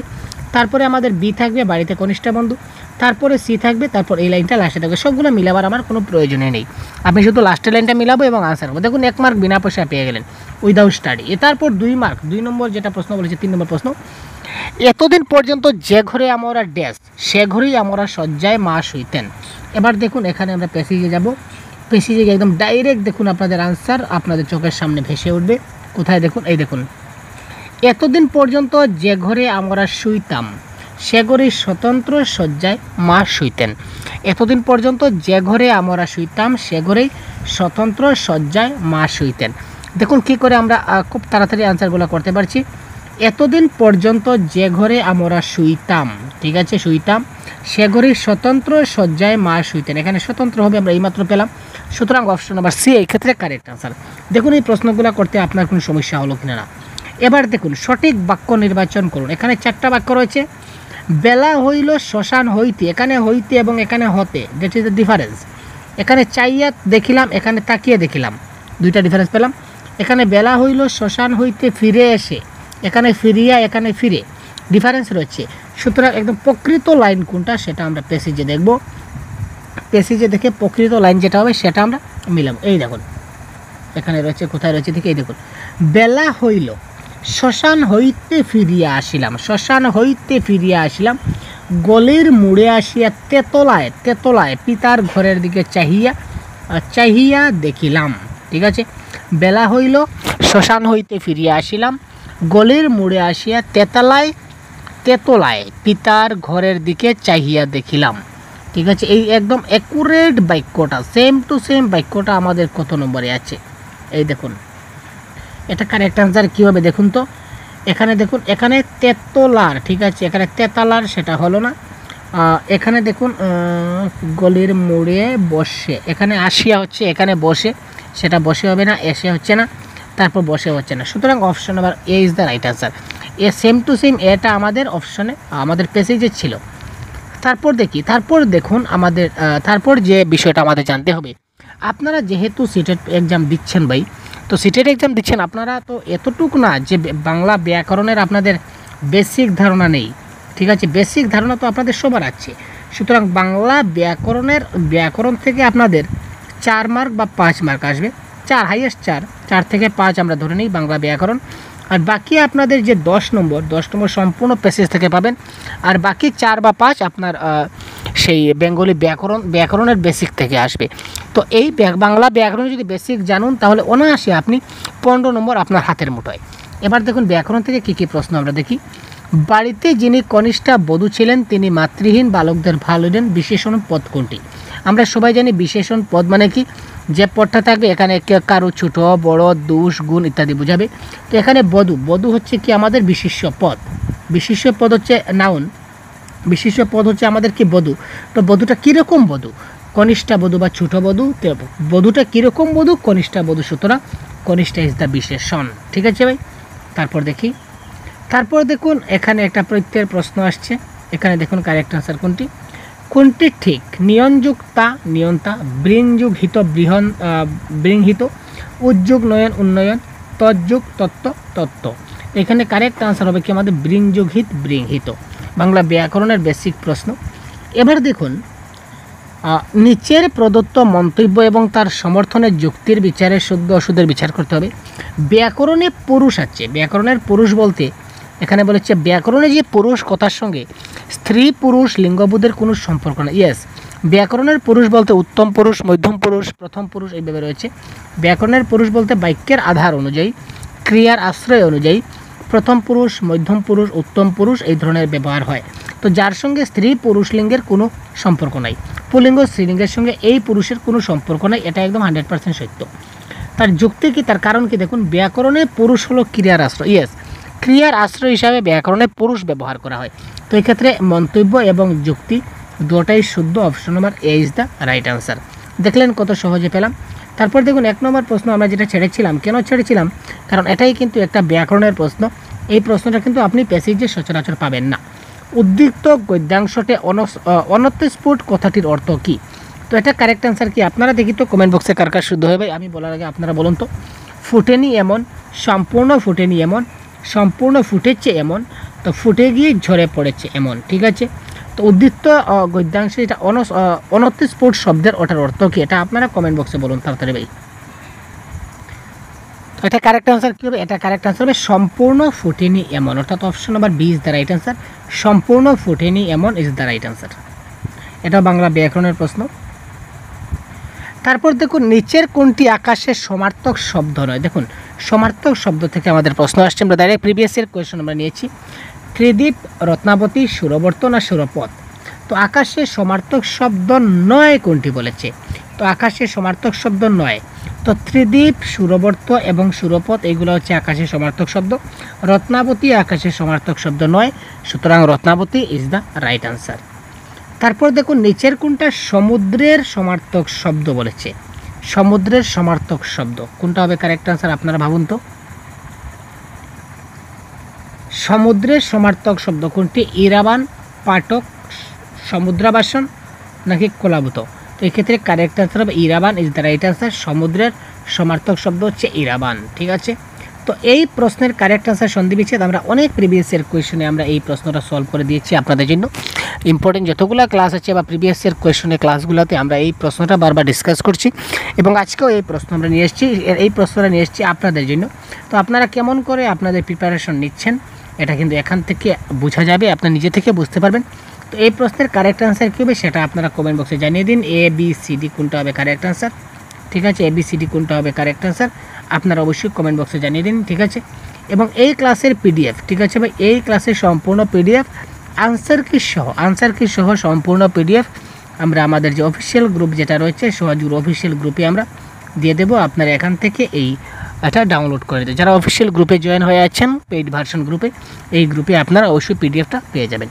ঠিক আছে, তো খুব তাড়াতাড়ি এই ধরনের ক্লাসটা কেমন লাগলো দেখুন। উইদাউট স্টাডি আমরা যে বলেছিলাম, আর সত্যি উইদাউট স্টাডি, কারণ কি, কারণ শুধুমাত্র বেঙ্গলি ব্যাকরণের কিছুটা আপনাকে জানতে হবে বেসিক, আদারওয়াইজ আপনাকে কিন্তু কোনো কিছু পড়তে হচ্ছে না, ডাইরেক্ট প্যাসেজ থেকে আপনি আনসারগুলো করতে পারছেন। ঠিক আছে, তো কেমন, যদি আপনারা আমার সঙ্গে সঙ্গে সলভ করেন তাহলে আর প্যাসেজ থেকে আপনাদের আর কোনো টেনশন করতে হবে না। প্যাসেজ থেকে আপনাদের একটা সম্যক ধারণা পেয়ে যাবেন যে প্যাসেজ থেকে কী কী ধরনের প্রশ্ন আপনাদের পরীক্ষায় আসে। তো চলুন প্রথমেই আমরা চলে যাই প্রথম প্রশ্নে। দেখুন প্রথম প্রশ্ন আমাদের কি বলেছে। একটা ট্রিক হচ্ছে কি, প্যাসেজে প্রথমেই আমরা প্যাসেজটা পড়বো না, আমরা কি করব, আপনারা যারা এতদিন আমার সঙ্গে রয়েছেন আপনারা জানেন, প্রথমে আমরা প্যাসেজটাকে সলভ করব না, প্রথমে আমরা কি করব, এই যে রয়েছে প্যাসেজের যে প্রথম প্রশ্নটা আমরা প্রথমে দেখব এবং প্রশ্নের কিওয়ার্ডটা দেখব।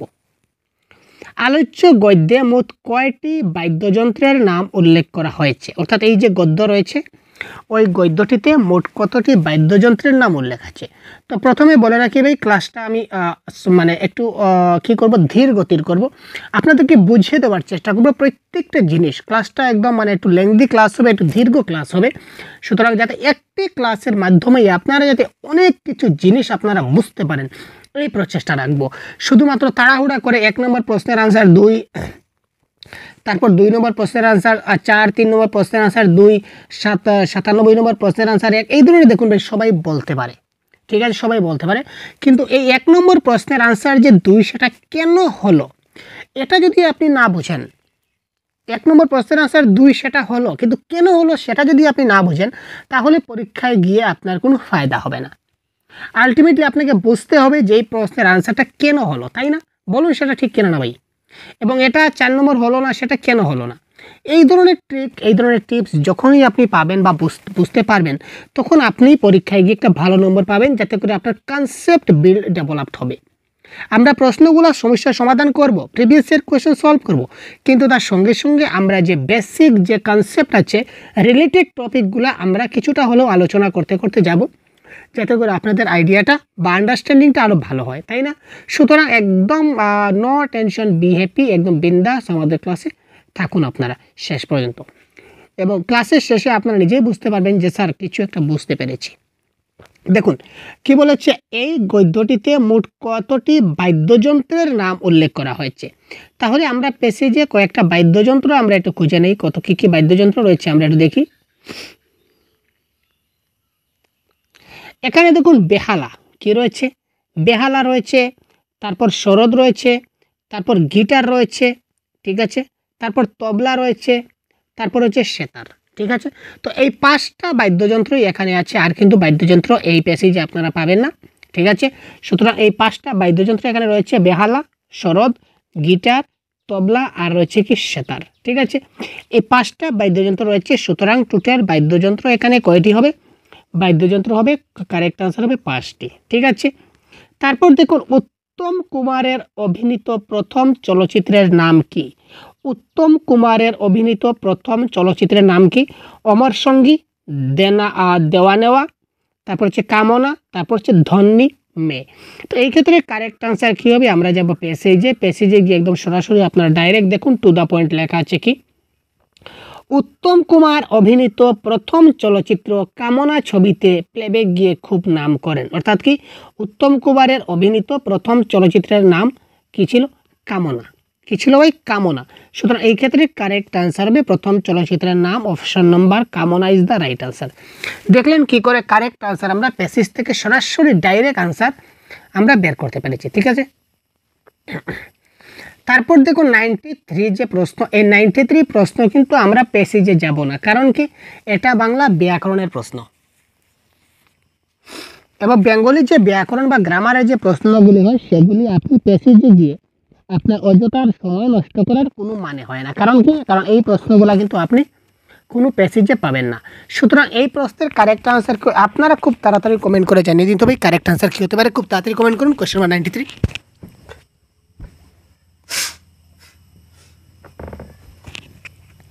সিদ্ধেশ্বর শব্দের সঠিক সন্ধি বিচ্ছেদ কোনটি হবে? এই ক্ষেত্রে আপনারা লিখছেন কারেক্ট আনসার। এই ক্ষেত্রে আপনারা যারা কারেক্ট আনসার অপশন নাম্বার 2 দিচ্ছেন, যথেষ্ট ধন্যবাদ ভাই আপনাদের, সবার আনসার কারেক্ট। ঠিক আছে, সুতরাং সিদ্ধেশ্বর শব্দের কারেক্ট আনসার সিদ্ধ যোগ ঈশ্বর, বানানগুলো দেখবেন একটু ভালো করে। এবং এই সঙ্গে উচ্চতর কিন্তু প্রত্যেকবার কিন্তু পরীক্ষার প্রশ্ন আসে। তারপর 92 প্রশ্ন, এখানে বলেছে এই যে রেখাঙ্কিত শব্দ মানে আমাদের, যে আমাদের যেটা শব্দ রয়েছে, ফলে ওই অঞ্চলে আমাদের বাড়ি গ্রামের বাড়ি বলেই বিখ্যাত ছিল। এখানে আমাদের শব্দটা একটা সর্বনাম পদ। এবার বলেছে এটা কি ধরনের সর্বনাম, সাকল্যবাচক, ব্যক্তিবাচক, নাকি সংগতিবাচক, নাকি অনিশ্চ সূচক সর্বনাম। এই ক্ষেত্রে কোয়েশ্চন নাম্বার 94 এর কারেক্ট আনসার কি? এটা হচ্ছে কি ব্যক্তিবাচক বা পুরুষবাচক সর্বনাম। তো এটা কি করে ব্যক্তিবাচক হলো, কি করে পুরুষবাচক হলো, আমরা গ্রামারের যে কনসেপ্টের কাজ দিয়েছি এখানে আমি ডিটেলসে আলোচনা করে দেবো। দেখুন, সগীর খাঁ সাহেবের পিতার নাম কি ছিল? এবার আমরা যাবো প্যাসেজে। সগীর খাঁ সাহেবের পিতার নাম কি ছিল? আমরা এবার প্যাসেজে একটু জাস্ট একটু হাইলাইট একটু আমরা দেখবো প্যাসেজে কোথায় রয়েছে। সগীর খাঁ সাহেবের পিতার নাম, দেখুন তো আপনারা কোথায় পাচ্ছেন। সগীর খাঁ সাহেবের কোথায় রয়েছে, একটু প্যাসেজ একটু আমরা চোখ বলেন। এই দেখুন, সগীর পুত্র সগীর খাঁ সাহেব, তার মানে বাবাকে, বাবা ছিলেন রামপুরের উস্তাদ মোহাম্মদ উজুর খান সাহেবের পুত্র। তার মানে সগীর খাঁ সাহেবের বাবার নাম কি ছিল? উস্তাদ মোহাম্মদ উজুর খান সাহেব। তো উস্তাদ মোহাম্মদ উজুর খান সাহেব ইজ দ্য রাইট আনসার এই প্রশ্নের। তো এই প্রশ্নের কারেক্ট আনসার মোহাম্মদ উস্তাদ উজুর খান সাহেব, option number 2 is the right answer. দেখলেন কত সহজে আমরা কি করতে পারি, প্রশ্নের উত্তরগুলো বের করতে পারি। তারপর দেখুন, নিম্নলিখিত বিকল্পগুলির মধ্যে কোন বিকল্পের প্রতিটা নাম আলোচ্য গদ্যে আছে? দিব্যেন্দু সুন্দর, শুভ সুন্দর, সৌমেন্দ্র সুন্দর। অর্থাৎ এখানে যে তিনটা নাম আছে, এই তিনটা নামের কোন তিনটা নাম একদম কারেক্টলি আমাদের পেসেজে আছে? 96 প্রশ্ন আমরা দেখি। এখানে দেখুন, দিব্যেন্দু সুন্দর, শুভেন্দু সুন্দর, সৌমেন্দু সুন্দর। ঠিক আছে, এখানে দেখুন এটা কারেক্ট আনসার আমাদের কি হবে? কোয়েশ্চেন নাম্বার 96, এটা কারেক্ট আনসার অপশন নাম্বার 4। এবার অপশন নাম্বার দিয়ে দেখুন, এখানে দিয়েছে দিব্যেন্দু, এখানে দিব্য, সুতরাং এটা হবে না। এখানেও দিব্য, সেটা হবে না। আমাদের ছিল শুভেন্দু, কিন্তু এখানে দিয়েছে শুভ সুন্দর, সুতরাং এটা হচ্ছে না। সুতরাং option number 4 is the right answer. Pandit Ravishankarji sitar জুয়ারি করাতে মাইহার থেকে কোথায় আসতেন? পণ্ডিত রবিশঙ্করজি সেতার জুয়ারি করতে মাইহার থেকে কোথায় আসতেন? এটা আমরা পেসেজে যাই। এই দেখুন, পেয়ে গেছে তাড়াতাড়ি। পণ্ডিত রবিশঙ্করজি যখন মাইহার থেকে কলকাতায় আসতেন সেতারি জুয়ার করাতে, তিনি মাইহার থেকে কোথায় আসতেন? কলকাতায় আসতেন। তো আমাদের অপশনে আমরা দেখব কলকাতা আছে কিনা না। ইয়েস, কলকাতা রয়েছে। সুতরাং 97 এর কারেক্ট অ্যান্সার হচ্ছে অপশন নাম্বার 3, কলকাতা। ঠিক আছে, প্রশ্ন নাম্বার 98 আমরা দেখব কি?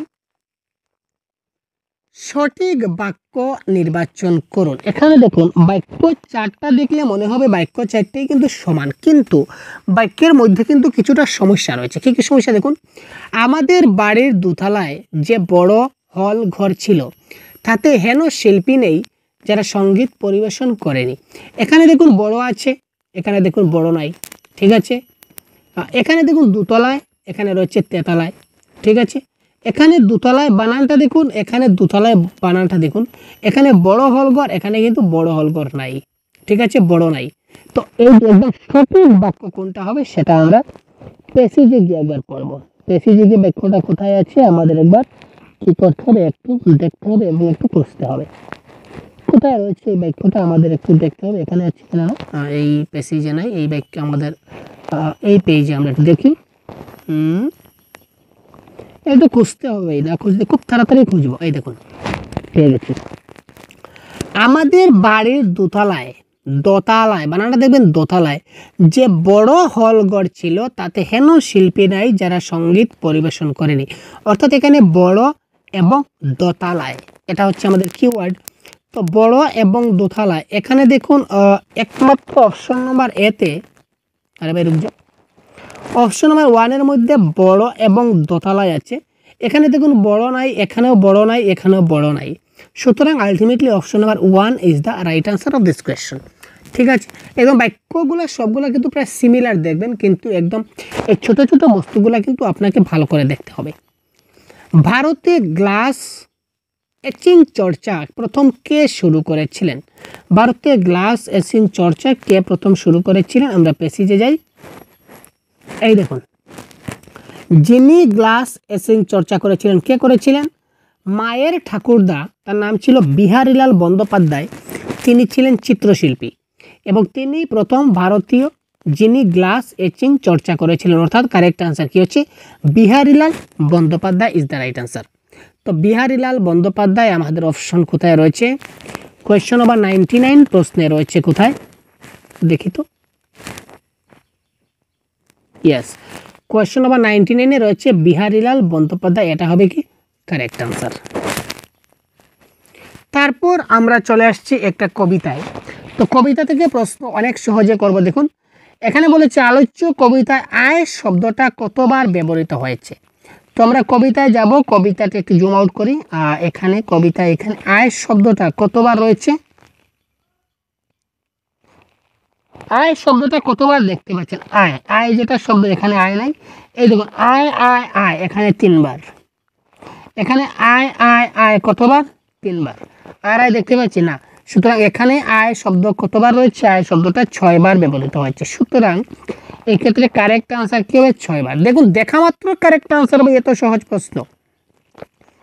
কবিতার কথক কাকে চুমু খাওয়ার ইচ্ছা পোষণ করেছিলেন? এখানে দেখুন সন্তানের মুখ ধরে একটি চুমু খাবো, অর্থাৎ কি তিনি সন্তানকে চুমু দেওয়ার কথা বলেছিলেন, সুতরাং কারেক্ট আনসার এখানে কি হবে? অপশন নাম্বার 1, সন্তান ইজ দ্য রাইট আনসার। তারপর দেখি শূন্যস্থান পূর্ণ, দেখি কখনো ড্যাশ করে ড্যাশ ভাবিনি, কখনো ড্যাশ করে ড্যাশ ভাবিনি। এখানে দেখুন কখনো তোমার করে তোমাকে ভাবিনি, কখনো তোমার করে তোমাকে ভাবিনি। তো কখনো তোমার করে, তো এখানে তোমার নেই, তোমার নেই, এই দুটা তোমার রয়েছে। তো তোমার করে তোমাকে ভাবিনি, তো এটা তোমাকে হবে। তো কখনো তোমার করে তোমাকে ভাবিনি, সুতরাং option number 3 is the right answer. ঠিক আছে, কিন্তু কেন যাব এই বাক্যটার প্রকৃতি কি? 103। এই প্রশ্নটা আপনারা পেসেজ বা কবিতায় পাবেন না, কারণ আগে বলেছি যে ব্যাকরণের প্রশ্নগুলো কিন্তু আপনি কখনোই প্যাসেজে পাবেন না বা কবিতায় পাবেন না, আপনি খুঁজে সময় নষ্ট করবেন না। তো কিন্তু কেন যাব, এখানে দেখুন এটা কি প্রশ্নবোধক চিহ্ন। তো বাক্যের শেষে যদি প্রশ্নবোধক চিহ্ন থাকে তাহলে সেটা আপনি নিশ্চয় জানেন এটা কি ধরনের বাক্য? প্রশ্নবোধক বাক্য, বুঝতে পারেন। তারপর দেখি নিম্নলিখিত বাক্যগুলির সঠিক ক্রম নির্বাচন করো। ঠিক আছে, অর্থাৎ বাক্যগুলো যে সিকোয়েন্স রয়েছে সিকোয়েন্সগুলো আমাকে দেখতে হবে। ঠিক আছে, এখানে আমি যেতে পারি এতকাল ধরে, কিন্তু কেন যাব এতকাল মেখেছি দুহাতে। এবার আমি শেষেরটা মিলাতে পারি নতুবা প্রথমটা মিলাতে পারি। প্রথমটা বা শেষেরটা মিলাবো, তখন কারেক্ট আনসার হয়ে যাবে, এটা একটা শর্ট ট্রিক। কিন্তু এবার আমি শেষেরটা মিলাবো না প্রথমটা মিলাবো। এবার দেখি এখানে দেখুন কি বলেছে। এখানে দেখুন শেষে দুটা সি রয়েছে, শেষে দুটা সি রয়েছে, তার মানে এটা মিলালে আমি কারেক্ট আনসার পাবো না খুব সহজে। কিন্তু প্রথমটা দেখুন ABCD চারোটা ডিফারেন্ট রয়েছে, তো যেটা ডিফারেন্ট রয়েছে সেটা আমি মিলাবো ABCD। তো এবার দেখুন প্যাসেজের মধ্যে এই যে ABCD রয়েছে, প্রথমে কোনটা রয়েছে প্রথমটাকে মিলিয়ে নেই। যেতে পারি এতকাল ধরে, কিন্তু কেন যাব এতকালও মেখেছি দু হাতে। তো এই 4টা লাইনের মধ্যে কোনটা লাইন আমার সর্বপ্রথমে আছে? ভাবছি ঘুরে দাঁড়ানোই ভালো, এতকাল মেখেছি দু হাতে, এতকাল ধরে। তো এর মধ্যে আছে নাকি এতকাল ধরে? এতকাল মেখেছি দু হাতে, ইয়েস, এতকাল মেখেছি দু হাতেটা সবের প্রথমে আছে, তাই না? এতকাল মেখেছি দু হাতে, এটা দেখুন সবের প্রথমে রয়েছে। ঠিক আছে, এত কালো মেখেছি দু হাতে। তো এত কালো মেখেছি দু হাতে মানে অপশন নাম্বার ডিটা আমার সবের প্রথমে রয়েছে, অপশন নাম্বার ডিটা আমার সবের প্রথমে রয়েছে। তার মানে অপশন নাম্বার ডি দেখুন, অপশন নাম্বার 4-এ অপশন নাম্বার ডিটা সবের প্রথমে আছে, তার মানে এটা হবে কারেক্ট আনসার। বাকিগুলো মিলানোর আমার কোনো প্রয়োজন নাই, এই ধরনের শর্ট ট্রিক্সে আপনারা মিলিয়ে নিন। তো দেখুন আলোচ্য কবিতাটি কোন ছন্দে লেখা? তো কোন ছন্দ লেখা, এই ছন্দের একটা আমি ভিডিও প্রোভাইড করেছিলাম, এটা 30 মিনিটের একটা ভিডিও আছে আপনাদের এই চ্যানেলে আপনারা পেয়ে যাবেন। তো এই ভিডিওটি দেখার সঙ্গে সঙ্গে আপনারা যে কোনো লাইন, কবিতা লাইন দেখা মাত্র আপনারা এটা কোন ধরনের ছন্দে রচিত সেটা বুঝতে পারবেন। কারণ সেটা আমি এই মুহূর্তে বলতে পারবো না এখন, কারণ বলে অনেক সময় যাবে, কারণ এটা বোঝাতে প্রায় 20 থেকে 25 মিনিট সময় লাগবে, আর অন্যান্য ক্লাসে ডিস্টার্ব হবে, বাকি প্রশ্নগুলো আমরা সলভ করতে পারবো না। এটা কাইন্ডলি আপনারা ওই ভিডিও দেখে নেবেন, কারণ এই প্রশ্নটা 1 মার্ক কিন্তু আপনাদের আসবেই আসবে। ঠিক আছে, যদি 1 মার্ক পেতে চান তাহলে ওই ভিডিও দেখতে হবে, কারণ এখানে কি অনেকগুলা বিষয় রয়েছে, অক্ষর, মাত্রা, ঠিক আছে, সবগুলা বিষয় জানতে হবে। ঠিক আছে, অক্ষরের মধ্যে 2 প্রকারের অক্ষর আছে, একটা হচ্ছে কি বদ্যাক্ষর, একটা হচ্ছে মুক্তাক্ষর, সবগুলা বিষয় আপনারা জানতে পাবেন। তো আমি এই প্রশ্নের কারেক্ট আনসার আপনারা বলে দিচ্ছি। এই যে প্রশ্নের কারেক্ট আনসার, এটা কোন ছন্দ? এটা হবে কি মিশ্র কলাবৃত ছন্দ। এখানে দেখুন 106, আমরা প্রথমেই প্যাসেজটা পড়তে যাব না, প্যাসেজটা পড়লে কিন্তু আপনারা গন্ডগোল করবেন। প্যাসেজ আপনি পড়লে সময়, গন্ডগোল নয়, গন্ডগোল বললে ভুল বলবো, আপনি সময়কে নষ্ট করবেন, সময়কে বাঁচাতে শিখতে হবে। প্রাচীনকালে গদ্যাংশটি প্রাচীন যুগের কয়টি আশ্রমের কথা উল্লেখ আছে? 1টা 2টা 3টা না 4টা? এখানে প্রাচীন যুগে কয়টা আশ্রম বলা হয়েছে দেখুন, কে বলেছে এখানে, কি বলেছে দেখুন,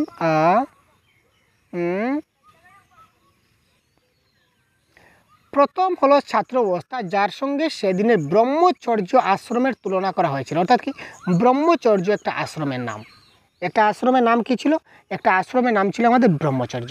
ঠিক আছে, তারপর দেখুন আবার বলেছে দ্বিতীয় পর্ব সংসার কর্মজীবন, এই জীবনের তারপর দেখুন সেকালের শেষ 2টি আশ্রম বানপ্রস্থ এবং জ্যোতি। তার মানে এখানে 2টা আশ্রম পেলাম এবং এখানে একটা আশ্রম পেলাম, ব্রহ্মচর্য আশ্রম। তো সুতরাং টোটাল আশ্রম আমার কয়টা হলো? আশ্রম হলো 3টা। ঠিক আছে, 106 এর কারেক্ট আনসার কি হলো? Option number 4। দেখুন প্যাসেজ থেকে কী করে ট্রিকি আনসার করতে হয় সেটাও আমি আপনাদের শিখিয়ে দেবো, টেনশনের কোনো ব্যাপার নেই, সাথে থাকুন শেষ পর্যন্ত। টোটাল বাংলায় 30-এর মধ্যে 30 পাওয়ার টার্গেট রাখুন ভাই।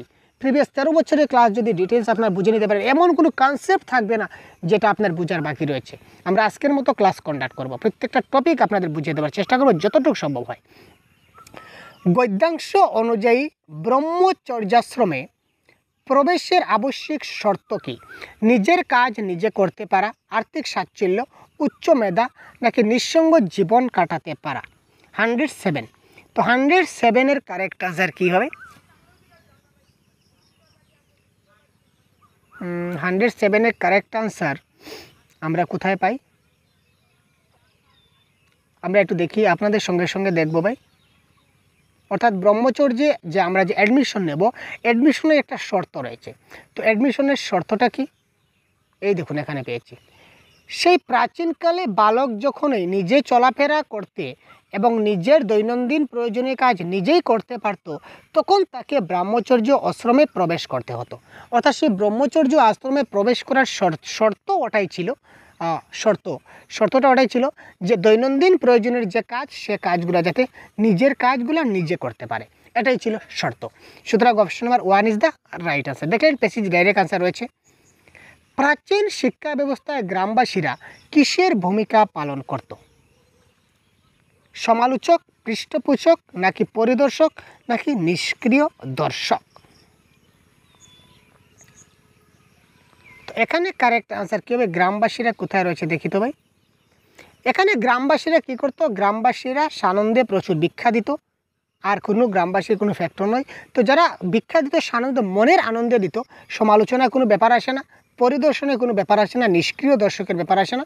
এখানে কারেক্ট আনসার হবে কি পৃষ্ঠপোষকের ভূমিকায় তারা কাজ করছে। নেক্সট প্রশ্ন দেখি। গদ্যাংশটি পড়ে বোঝা যায় যে প্রাচীনকালে বাস্তব জীবনের সঙ্গে শিক্ষার কোনো যোগ ছিল না, নিঃসঙ্গ জীবনযাপন প্রণালী শিক্ষার অন্তর্গত ছিল, সমষ্টিগত জীবনযাপন প্রণালী শিক্ষার অন্তর্গত ছিল, আনন্দের সঙ্গে শিক্ষার কোনো যোগ ছিল না। তো 109-এর কারেক্ট আনসার কী হবে আমরা যদি দেখি, তো আমরা একটু প্যাসেজে আমরা একটু চোখ বুলাই তো ভাই।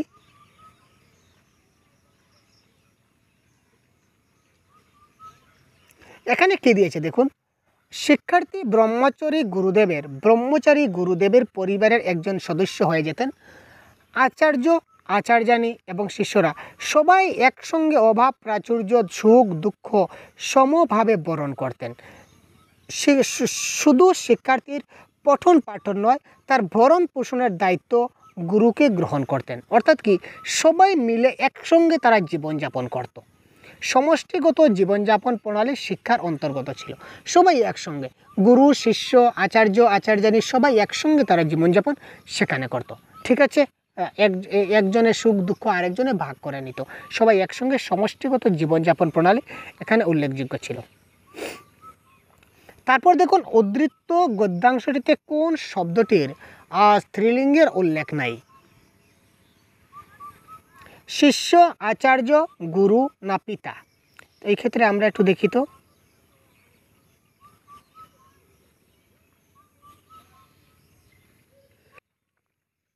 এখানে দেখুন আচার্যের কিন্তু পেয়ে গেলাম, কি পেলাম?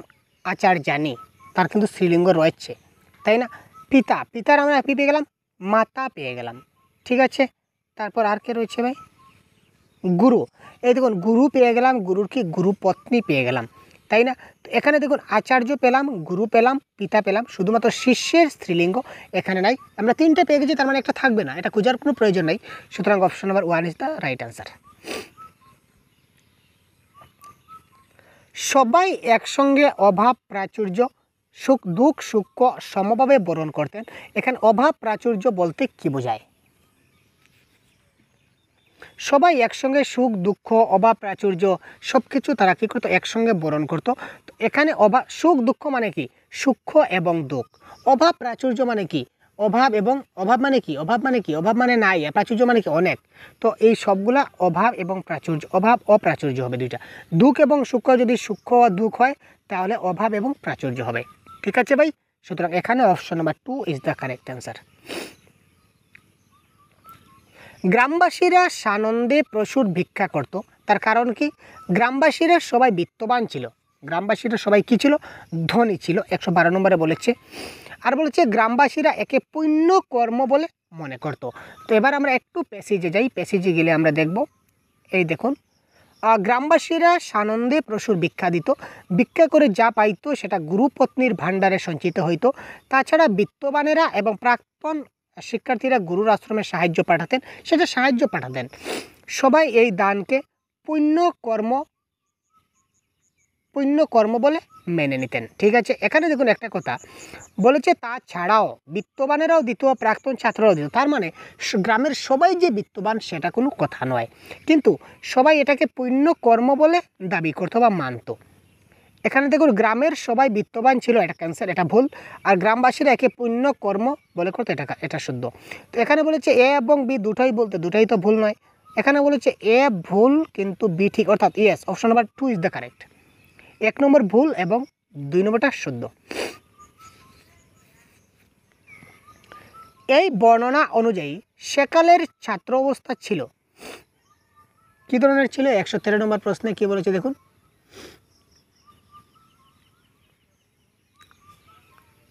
সবাই একসঙ্গে বিন্দাস জীবনযাপন করতো, কোনো টেনশনের ব্যাপার ছিল না। গুরু সব শিষ্যদের শিখাবার ভার নিতেন, খাওয়া পরসার ভার নিতেন। তারপর শিষ্যরাও কিছুটা ভিক্ষা করে এনে গুরুপত্নীরে দিত, অর্থাৎ কি সহজ সরল ছিল।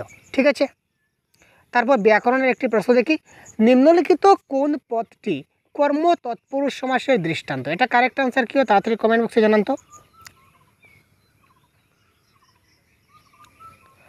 কর্ম তৎপুরুষ সমাসের উদাহরণ কোনটি? কোয়েশ্চন নম্বর 111-4।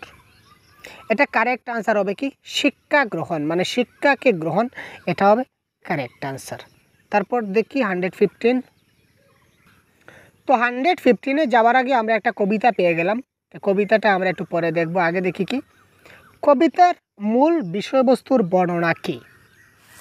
বর্তমান সময়ে এক গৌরবজনক প্রবণতা, বর্তমান সময়ে এক বিস্ময়কর প্রবণতা, বর্তমান সময়ে এক হাস্যকর প্রবণতা, নাকি বর্তমান সময়ে এক বিপজ্জনক প্রবণতা? তো একটু আমরা কবিতায় গিয়ে একটু ক্লু দেখি তো।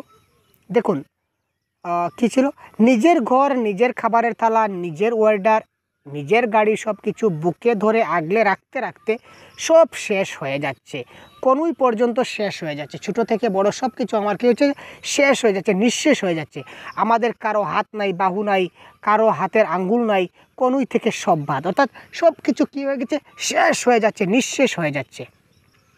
সব নিঃশেষ হয়ে যাচ্ছে। তো নিঃশেষ হয়ে যাচ্ছে এখানে কি, অর্থাৎ এখানে কি দেখা দিচ্ছে ভাই, এখানে একটা বিপজ্জনক পরিস্থিতি দেখা দিচ্ছে। যে সবজি শেষ হয়ে যায় তাহলে কি হবে, বিপদ হবে। 116। আচ্ছা, ভাষার কথা থাক, এখানে ভাষার কথা থাক বলতে কবি কি বোঝাতে চাইছেন? ভাষাগত পাণ্ডিত্যের কথা, ভাষাগত অভিন্নতা, নাকি ভাষাগত ভিন্নতা, নাকি ভাষাগত মাধুর্য? তো এটা জানার জন্য আমাদেরকে একটু জাস্ট প্যাসেজে যেতে হবে। প্যাসেজে গেলে আমরা একটু দেখে নেব। আরে ভাই রুক যা। ভাষার কথা থাক, এসব ভাবের কথা বলি, হাজার রকমের ভাষা। অর্থাৎ কি এখানে কি রয়েছে, হাজার রকমের ভাষা রয়েছে, ভাষাগত বিভিন্নতা রয়েছে। ঠিক আছে, ভাষাগত বিভিন্নতা, ভাষার কথা থাক, এসব ভাবের কথা বলি, হাজার রকমের কথা, হাজার রকমের ভাষা। এখানে ভাষাটা অনেক রকমের ভাষা আছে, তার মানে কি ভাষাগত বিভিন্নতার কথা তিনি বলেছেন। তো ভাষাগত বিভিন্নতা কোথায় রয়েছে দেখি, এই দেখুন, ভাষাগত বিভিন্নতার কথা থাক, সুতরাং option number 3 is the right answer. আশা করি বুঝতে পারছেন। তারপর দেখুন, পৈতে এবং তসবি শব্দ দুটি কিসের দোহনা বহন করছে? ধর্মাচারগত চমৎকারিত্ব, নাকি ধর্মচারগতিত পার্থক্য, নাকি ধর্মাচারগতিত ঐক্যের, নাকি ধর্মাচারগত পবিত্রতার? এই ক্ষেত্রে 117 কারেক্ট আনসার কী হবে? এখানে একটু প্যাসেজে যাই। এই দেখুন কি বলে, আমি পৈতি দেখালাম তুমি তসবি দেখালে, আমি ত্রিশূল দেখালাম তুমি চাপাতি দেখালে। অর্থাৎ কি এখানে দুটি ধর্মের কথা বলা হয়েছে। একটি ধর্মে যদি পৈতাকে গুরুত্ব দেওয়া হয়, তো আরেকটি ধর্মে তসবিকে গুরুত্ব দেওয়া হয়। সেম জিনিস কিন্তু তার নাম আলাদা ধর্মগত দিক দিয়ে, তাই না? তো সুতরাং এখানে এই ক্ষেত্রে কারেক্ট অ্যান্সার আমাদের কী হয়ে যাবে, ধর্মাচারগত পার্থক্য।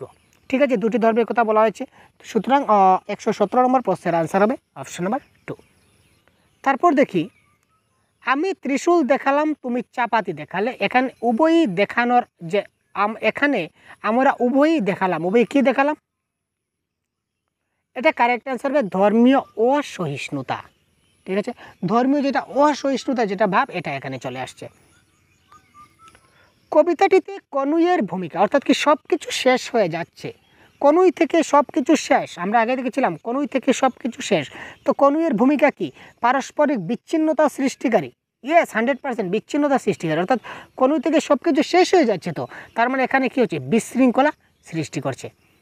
তারপর দেখি লাস্ট কোয়েশ্চন, যেটা আজকের ক্লাসের, ভুলভুলাইয়া শব্দের অর্থ কী? এটা বলুন তো ভাই, ভুলভুলাইয়া শব্দের অর্থ কী? Question number 120। গোলকধাম, ভুল পথ, নাকি কাঁচা রাস্তা, নাকি গোলক ধাঁধা? এই ক্ষেত্রে কারেক্ট আনসার কী হবে? এই ক্ষেত্রে কারেক্ট আনসার হবে কি, গোলক ধাঁধা। 6 থেকে আমরা প্যাসেজে যাচ্ছি। তো প্যাসেজের প্রশ্নগুলো দেখুন কী ধরনের আসে এবং কী করে আমরা খুব সহজে সেগুলো আমরা কী করতে পারি, সমাধান করতে পারি। তো 136 বলেছে কি, জীবন স্মৃতি কার রচনা? অবনীন্দ্রনাথ ঠাকুর, সত্যেন্দ্রনাথ ঠাকুর, দ্বারকানাথ ঠাকুর, না রবীন্দ্রনাথ ঠাকুর? তো এই ক্ষেত্রে 136-এর প্রশ্ন কী হবে সেটা আমরা জানি না, এবং এটা জানতে গেলে আমাদের প্যাসেজে যেতে হবে। প্যাসেজে আমরা জীবন স্মৃতি যেটা রয়েছে এটা আমাদের কিওয়ার্ড। তো জীবন স্মৃতিটা কোথায় রয়েছে এটা আমরা খুঁজবো। এবার দেখুন জীবন স্মৃতিতে লেখা, এবার এই লাইনটা দেখুন, রবিকার জীবন স্মৃতিতে লেখা, অর্থাৎ জীবন স্মৃতিটা কার রচনা? রবিকার। রবিকার মানে কি, রবীন্দ্রনাথ ঠাকুর, তাই না? এবার দেখুন রবীন্দ্রনাথ ঠাকুর ইজ দ্য রাইট আনসার। রবি বলতে রবীন্দ্রনাথ ঠাকুরকে বোঝানো হয়েছে। তারপর দেখি 137 কি রয়েছে, ফুয়ারা শব্দের অর্থ কী? দেখুন শব্দের অর্থ যেগুলো রয়েছে, শব্দের অর্থ বা বাংলা ব্যাকরণ, সেগুলা কিন্তু আপনি প্যাসেজে পাবেন না, এগুলা কিন্তু আপনাকে কিছুটা জানতে হবে। তো ফুয়ারা শব্দের অর্থ কী? ঊর্ধ্বমুখী জলধারা। কারেক্ট আনসার কী হবে? ঊর্ধ্বমুখী জলধারা। এই শব্দের অর্থগুলি আপনারা জেনে নেবেন। এই দেখুন বাংলা ব্যাকরণের আরেকটি প্রশ্ন চলে আসলো, স্কুল থেকে স্কুল, এই যে পরিবর্তনের প্রক্রিয়ার নাম কি? আদি স্বরালোপ, নাকি স্বরলোপ, নাকি মধ্য স্বরাগম, নাকি অন্তঃস্বরাগম? তো এই ক্ষেত্রে 138-এর কারেক্ট আনসার কী হতে পারে? একটু ভাবুন এবং কমেন্ট করুন তো 130 কী হতে পারে ভাই?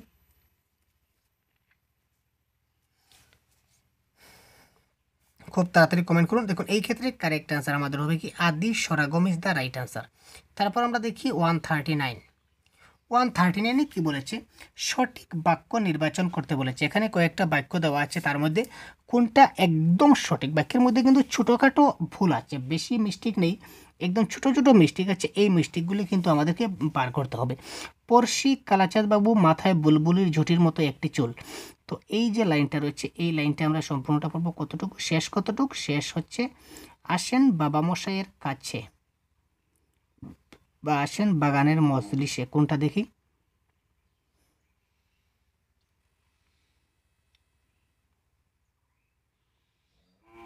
কোথায় আমরা একটু দেখবো, এই সম্পূর্ণটা প্যাসেজটা আমরা দেখবো। এই দেখুন এখানে দেখুন, পড়শি কালাচাঁদ বাবু মাথায় বুলবুলির ঝুঁটির মতো একটি চুল, বুকে একটি ফুল গুজে, গলায় চুনুট করা চাদর ঝুলিয়ে, বার্নিশ করা জুতো পরে, ছিপছিপে দড়ি ঘোরাতে ঘোরাতে হেলে দুলে আসেন বাগানের মজলিসে। ঠিক আছে, এই সম্পূর্ণ লাইনটা ভালো করে দেখলেন। এবার এই এজ ইট ইজ লাইনটা আমাদের প্যাসেজের কত নম্বর অপশনে আছে আমরা একটু দেখি। তো প্যাসেজ আমরা লাস্টে ছিল কি, এই দেখুন এখানে ছিল বাবা মশাইয়ের কাছে, বাবা মশাইয়ের কাছে নয়, আমাদের ছিল বাগানের মজলিসে। ঠিক আছে, বাগানের মজলিসে। তো এই ক্ষেত্রে কারেক্ট আনসার কোনটা হবে দেখি, পড়শি কালাচাঁদ বাবু মাথায় বুলবুলির ঝুঁটির মতো একটি চুল, বুকে একটি ফুল গুজে, গলায় চুনুট করা চাদর। এখানে চুনুট করা চাদর থাকার কথা ছিল, এখানে নেই, সুতরাং অপশন নাম্বার 2 হচ্ছে না। তারপরে দেখি অপশন নাম্বার 3, পড়শি কালাচাঁদ বাবু মাথায় বুলবুলির ঝুঁটির মতো একটি চুল, বুকে একটি ফুল গুজে, গলায় চুনুট করা চাদর ঝুলিয়ে, বার্নিশ করা জুতো পরে, চিপচিপে ছড়ি ঘোরাতে ঘোরাতে হেলে দুলে আসেন বাগানের মজলিসে। এটা 100% কারে দেখছি, এটা একটু দেখে নিই কোথায় মিস্টেক রয়েছে। পড়শি কালাচাঁদ বাবু মাথায় বুলবুলির ঝুঁটির মতো একটি চুল, বুকে একটি, এই লাল ফুল, লালটা দেখুন এখানে এক্সট্রা দিয়ে দিয়েছে, কিন্তু আমাদের পেসেজে কিন্তু লাল নেই। আর এবার আমরা দেখে নিই পেসেজে, দেখুন কি বলেছে, এখানে দিয়েছে বুকে একটি ফুল গুজে, এখানে লাল ফুল বলে উল্লেখ নেই, কিন্তু এখানে দেখুন অপশন নাম্বার 4-এ লাল ফুল দিয়ে দিয়েছে। এটা জিনিসটাকে খুব ভালো করে আপনারা বুঝবেন এবং ডিপলি অ্যানালাইজ করবেন, খুব মনোযোগ সহকারে এই জিনিসগুলো পড়বেন, নাহলে কিন্তু ভুল হয়ে যেতে পারে। সবগুলো সেম, দেখুন সম্পূর্ণ সেম, শুধুমাত্র এখানে লালটা ঢুকিয়ে দিয়েছে। কোথায় গেল, এখানে লালটা ঢুকিয়ে দিয়েছে, এখানে লাল নেই। ঠিক আছে, এই জিনিসটা বুঝতে পারলেন?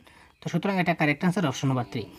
মাছ ধরার খুব ঝোঁক ছিল তার, এখানে কার মাছ ধরার কথা বলা হয়েছে, বাবা মশাই, মতিলাল বাবু, কালাচাঁদ বাবু নাকি রবিকার? তো এটা জানতে গেলে আমাদের পেসেজ যেতে হবে। মাছ ধরার কি প্রশ্নটা আমরা দেখি, মাছ ধরার খুব ঝোঁক ছিল তার। তো মাছ ধরার খুব ঝোঁক ছিল, এটা আমাদের কোথায় রয়েছে পেসেজে আমরা একটু দেখি। তো মাছ ধরার খুব ঝোঁক রয়েছে তার, এটা কোথায় রয়েছে, আমরা যদি একটু সম্পূর্ণটা দেখি, সে মাছ ধরার খুব ঝোঁক রয়েছে, এটা আমাদের এই প্যাসেজ থেকে বার করতে হবে লাইনটা। আমি আপনাদের সঙ্গে খুঁজছি, আপনারা এটা খুঁজুন। তো এই দেখুন, মাছ ধরার খুব ঝোঁক ছিল তার, এই দেখুন পেয়ে গেলাম, মাছ ধরার খুব ঝোঁক ছিল তার। তো এবারে এটা কথাটা কে বলেছিলেন, কথা হচ্ছে, প্রতি শনিবার অফিস ছুটির পর মতিলাল বাবু চলে আসেন বাবা মশাইয়ের কাছে, মাছ ধরার খুব ঝোঁক ছিল তার। অর্থাৎ এখানে কে আসতেন, মতিলাল বাবু আসতেন বাবা মশাইয়ের কাছে। কারণ মতিলাল বাবু কেন আসতেন, কারণ মাছ ধরার খুব ইচ্ছা ছিল বা ঝোঁক ছিল। তো এটা কার ইচ্ছা ছিল, মতিলাল বাবু ইজ দ্য রাইট আনসার। তো অপশন নাম্বার মতিলাল বাবু, অপশন নাম্বার মতিলাল বাবু, এটা কোথায় রয়েছে, এই দেখুন অপশন নাম্বার 2-তে রয়েছে মতিলাল বাবু। সুতরাং মতিলাল বাবু হবে আমাদেরকে এই ক্ষেত্রে কারেক্ট আনসার। তারপর দেখি পরবর্তী প্রশ্ন কি বলেছে, 141 পরবর্তী প্রশ্ন বলেছে কি, ভাগবতকে, ভাগবত একজন সহিস, মালি, ধোপি নাকি রাজার সরকার? এটা রাজার সরকার হবে। তো 141 ভাগবতকে, তো ভাগবতকে আমরা একটু দেখি, ভাগবতকে পেসেজে দেখি, ভাগবত যে শব্দটা রয়েছে, ভাগবত কোথায় রয়েছে আমরা একটু খুঁজবো পেসেজে। দেখুন এই দেখুন ভাগবত। ঠিক আছে, ছোটবেলায় বাবা মহাশয়ের শখের বাগানে কেউ আমরা ঢুকতে পেতুম না, ভাগবত মালির দাপটে। তার মানে ভাগবত কে ছিল, একজন মালি ছিল। সুতরাং অপশন নাম্বার মালি ইজ দ্য রাইট আনসার। দেখতে পাচ্ছেন কত সহজে আমি প্রশ্নগুলোর আনসারগুলো আপনাদেরকে দেখিয়ে দেওয়ার চেষ্টা করছি প্রিভিয়াস ইয়ার কোয়েশন থেকে। তো এই ধরনের যদি আপনারা প্র্যাকটিস করুন বা ট্রিক করুন, তাহলে অবশ্যই আপনারা একটা ভালো নম্বর ক্যারি করতে পারবেন। তারপর দেখি, বিকেলে স্কুল থেকে সব ছেলে ফিরে এলে তখন আবার সবাই একসঙ্গে হয়ে ড্যাশ করি। এখানে শূন্যস্থান পূর্ণে কী হবে সেটা বলতে হবে। তো বিকালে স্কুল থেকে সব ছেলে ফিরে এলে, এই লাইনটা আমরা একটু প্যাসেজে গিয়ে আমরা এই লাইনটা খুঁজব।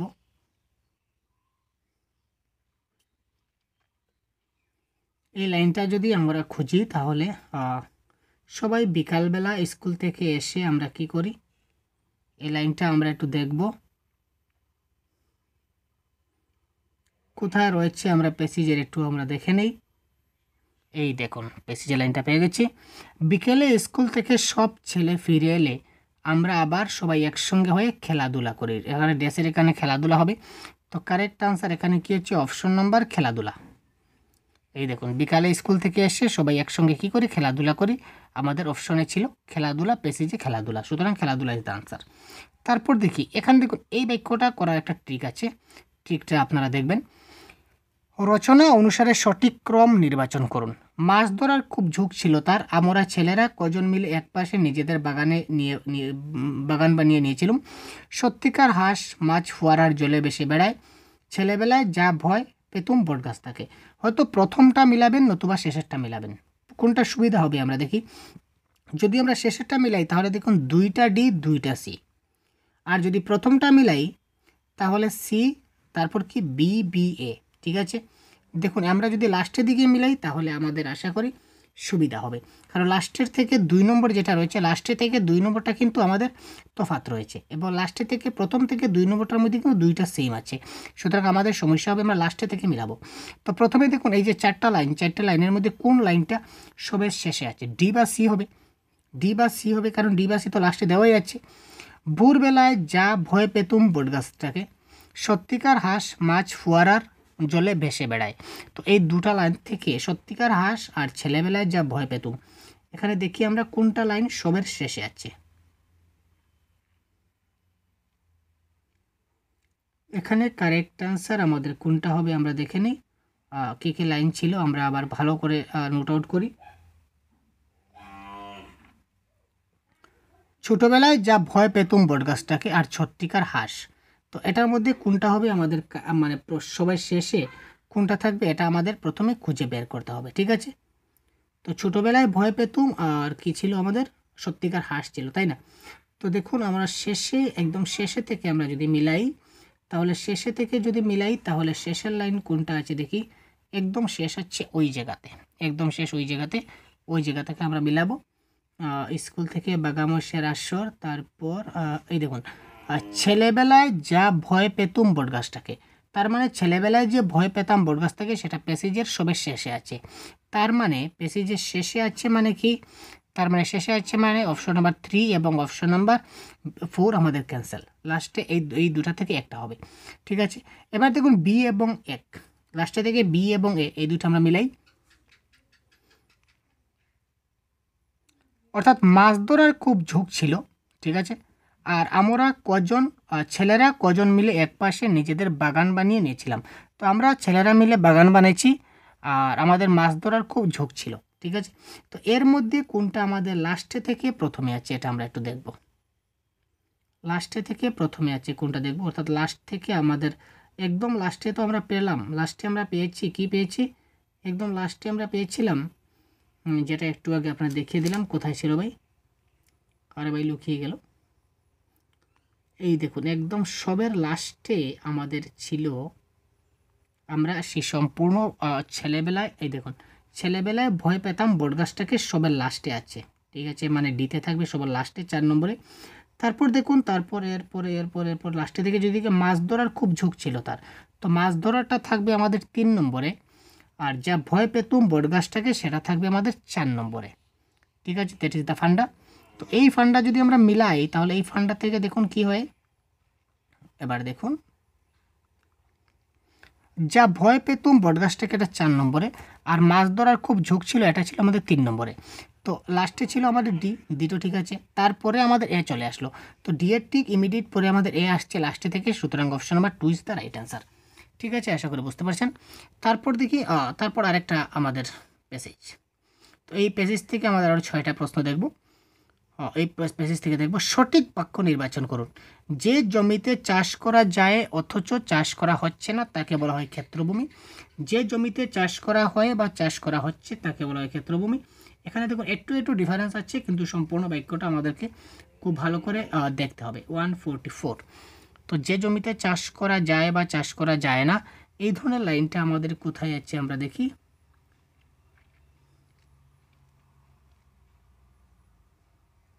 এই দেখুন যে জমিতে চাষ করা যায় এবং চাষ করা হচ্ছে তাকে বলা হতো ক্ষেত্রভূমি। আবার দেখুন যে জমিতে চাষ করা যায় এবং চাষ করা হচ্ছে তাকে বলা হয় ক্ষেত্রভূমি।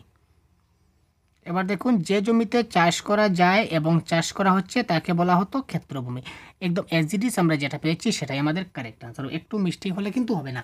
তো এই ক্ষেত্রে কারেক্ট আনসার আমাদের কি হয়ে যাবে, কারেক্ট আনসার হবে option number 2 is the right answer. তারপর দেখুন হাট বাজার কোন সমাস। তো হাট বাজার কোন সমাস এটা কিন্তু আমরা প্যাসেজে পাবো না, কারণ বাংলা ব্যাকরণের প্রশ্ন আপনারা জানেন। তো হাট বাজার কোন সমাস আপনারা বলুন তো, সমাসের ক্লাস আপনারা দেখেছেন নিশ্চয়ই। তো হাট বাজার, হাট এবং বাজার সেটা কি হবে, সেটা হবে আমাদের কি দ্বন্দ্ব সমাস ইজ দ্য রাইট আনসার। ঊষর শব্দের বিপরীত শব্দ কি? ঊষর শব্দের বিপরীত শব্দ কি? উত্তাপ, উত্তরমৈন, নাকি উত্থিত, নাকি উর্বর? 146। ঊষর শব্দের বিপরীত শব্দ হচ্ছে কি উর্বর, ঠিক আছে। প্রাচীন বাংলায় মার্গের অপর নাম কি? তো প্রাচীন বাংলায় মার্গের অপর নাম কি সেটা আমরা প্যাসেজে একটু খুঁজি, কোথায় রয়েছে। এই দেখুন, প্রাচীন বাংলায় যাকে বলা হতো মার্গ, এখন বর্তমানে তাকে কি বলা হয়? বাট বলা হয়। তো কারেক্ট আনসার এখানে কি হবে? এখানে হবে বাট। সুতরাং 147 অপশন নাম্বার 1 বাট রয়েছে, সুতরাং but is the right answer. তারপর দেখি, খিল বলতে বোঝায় উর্বর জমি, চাষের অযোগ্য জমি, নাল জমি, নাকি 2 একর জমি? তো 148। আমরা কি বলেছিলাম? প্রশ্ন বলেছিল খিল, তাই না? তো খিল যে শব্দ, এই শব্দটা কোথায় রয়েছে দেখুন তো। এই দেখুন পেয়ে গেছি। যে জমি চাষের অযোগ্য তাকে বলা হয় খিল, ঠিক আছে। চাষের অযোগ্য হতে হবে, কিন্তু চাষের যোগ্য নয়। সুতরাং যে জমি চাষের অযোগ্য, অর্থাৎ খিল বলতে আমরা কি বুঝি? চাষের অযোগ্য জমি। 148 option number 2 is the right answer. দেখলেন কি করে আমরা প্যাসেজ থেকে বের করছি।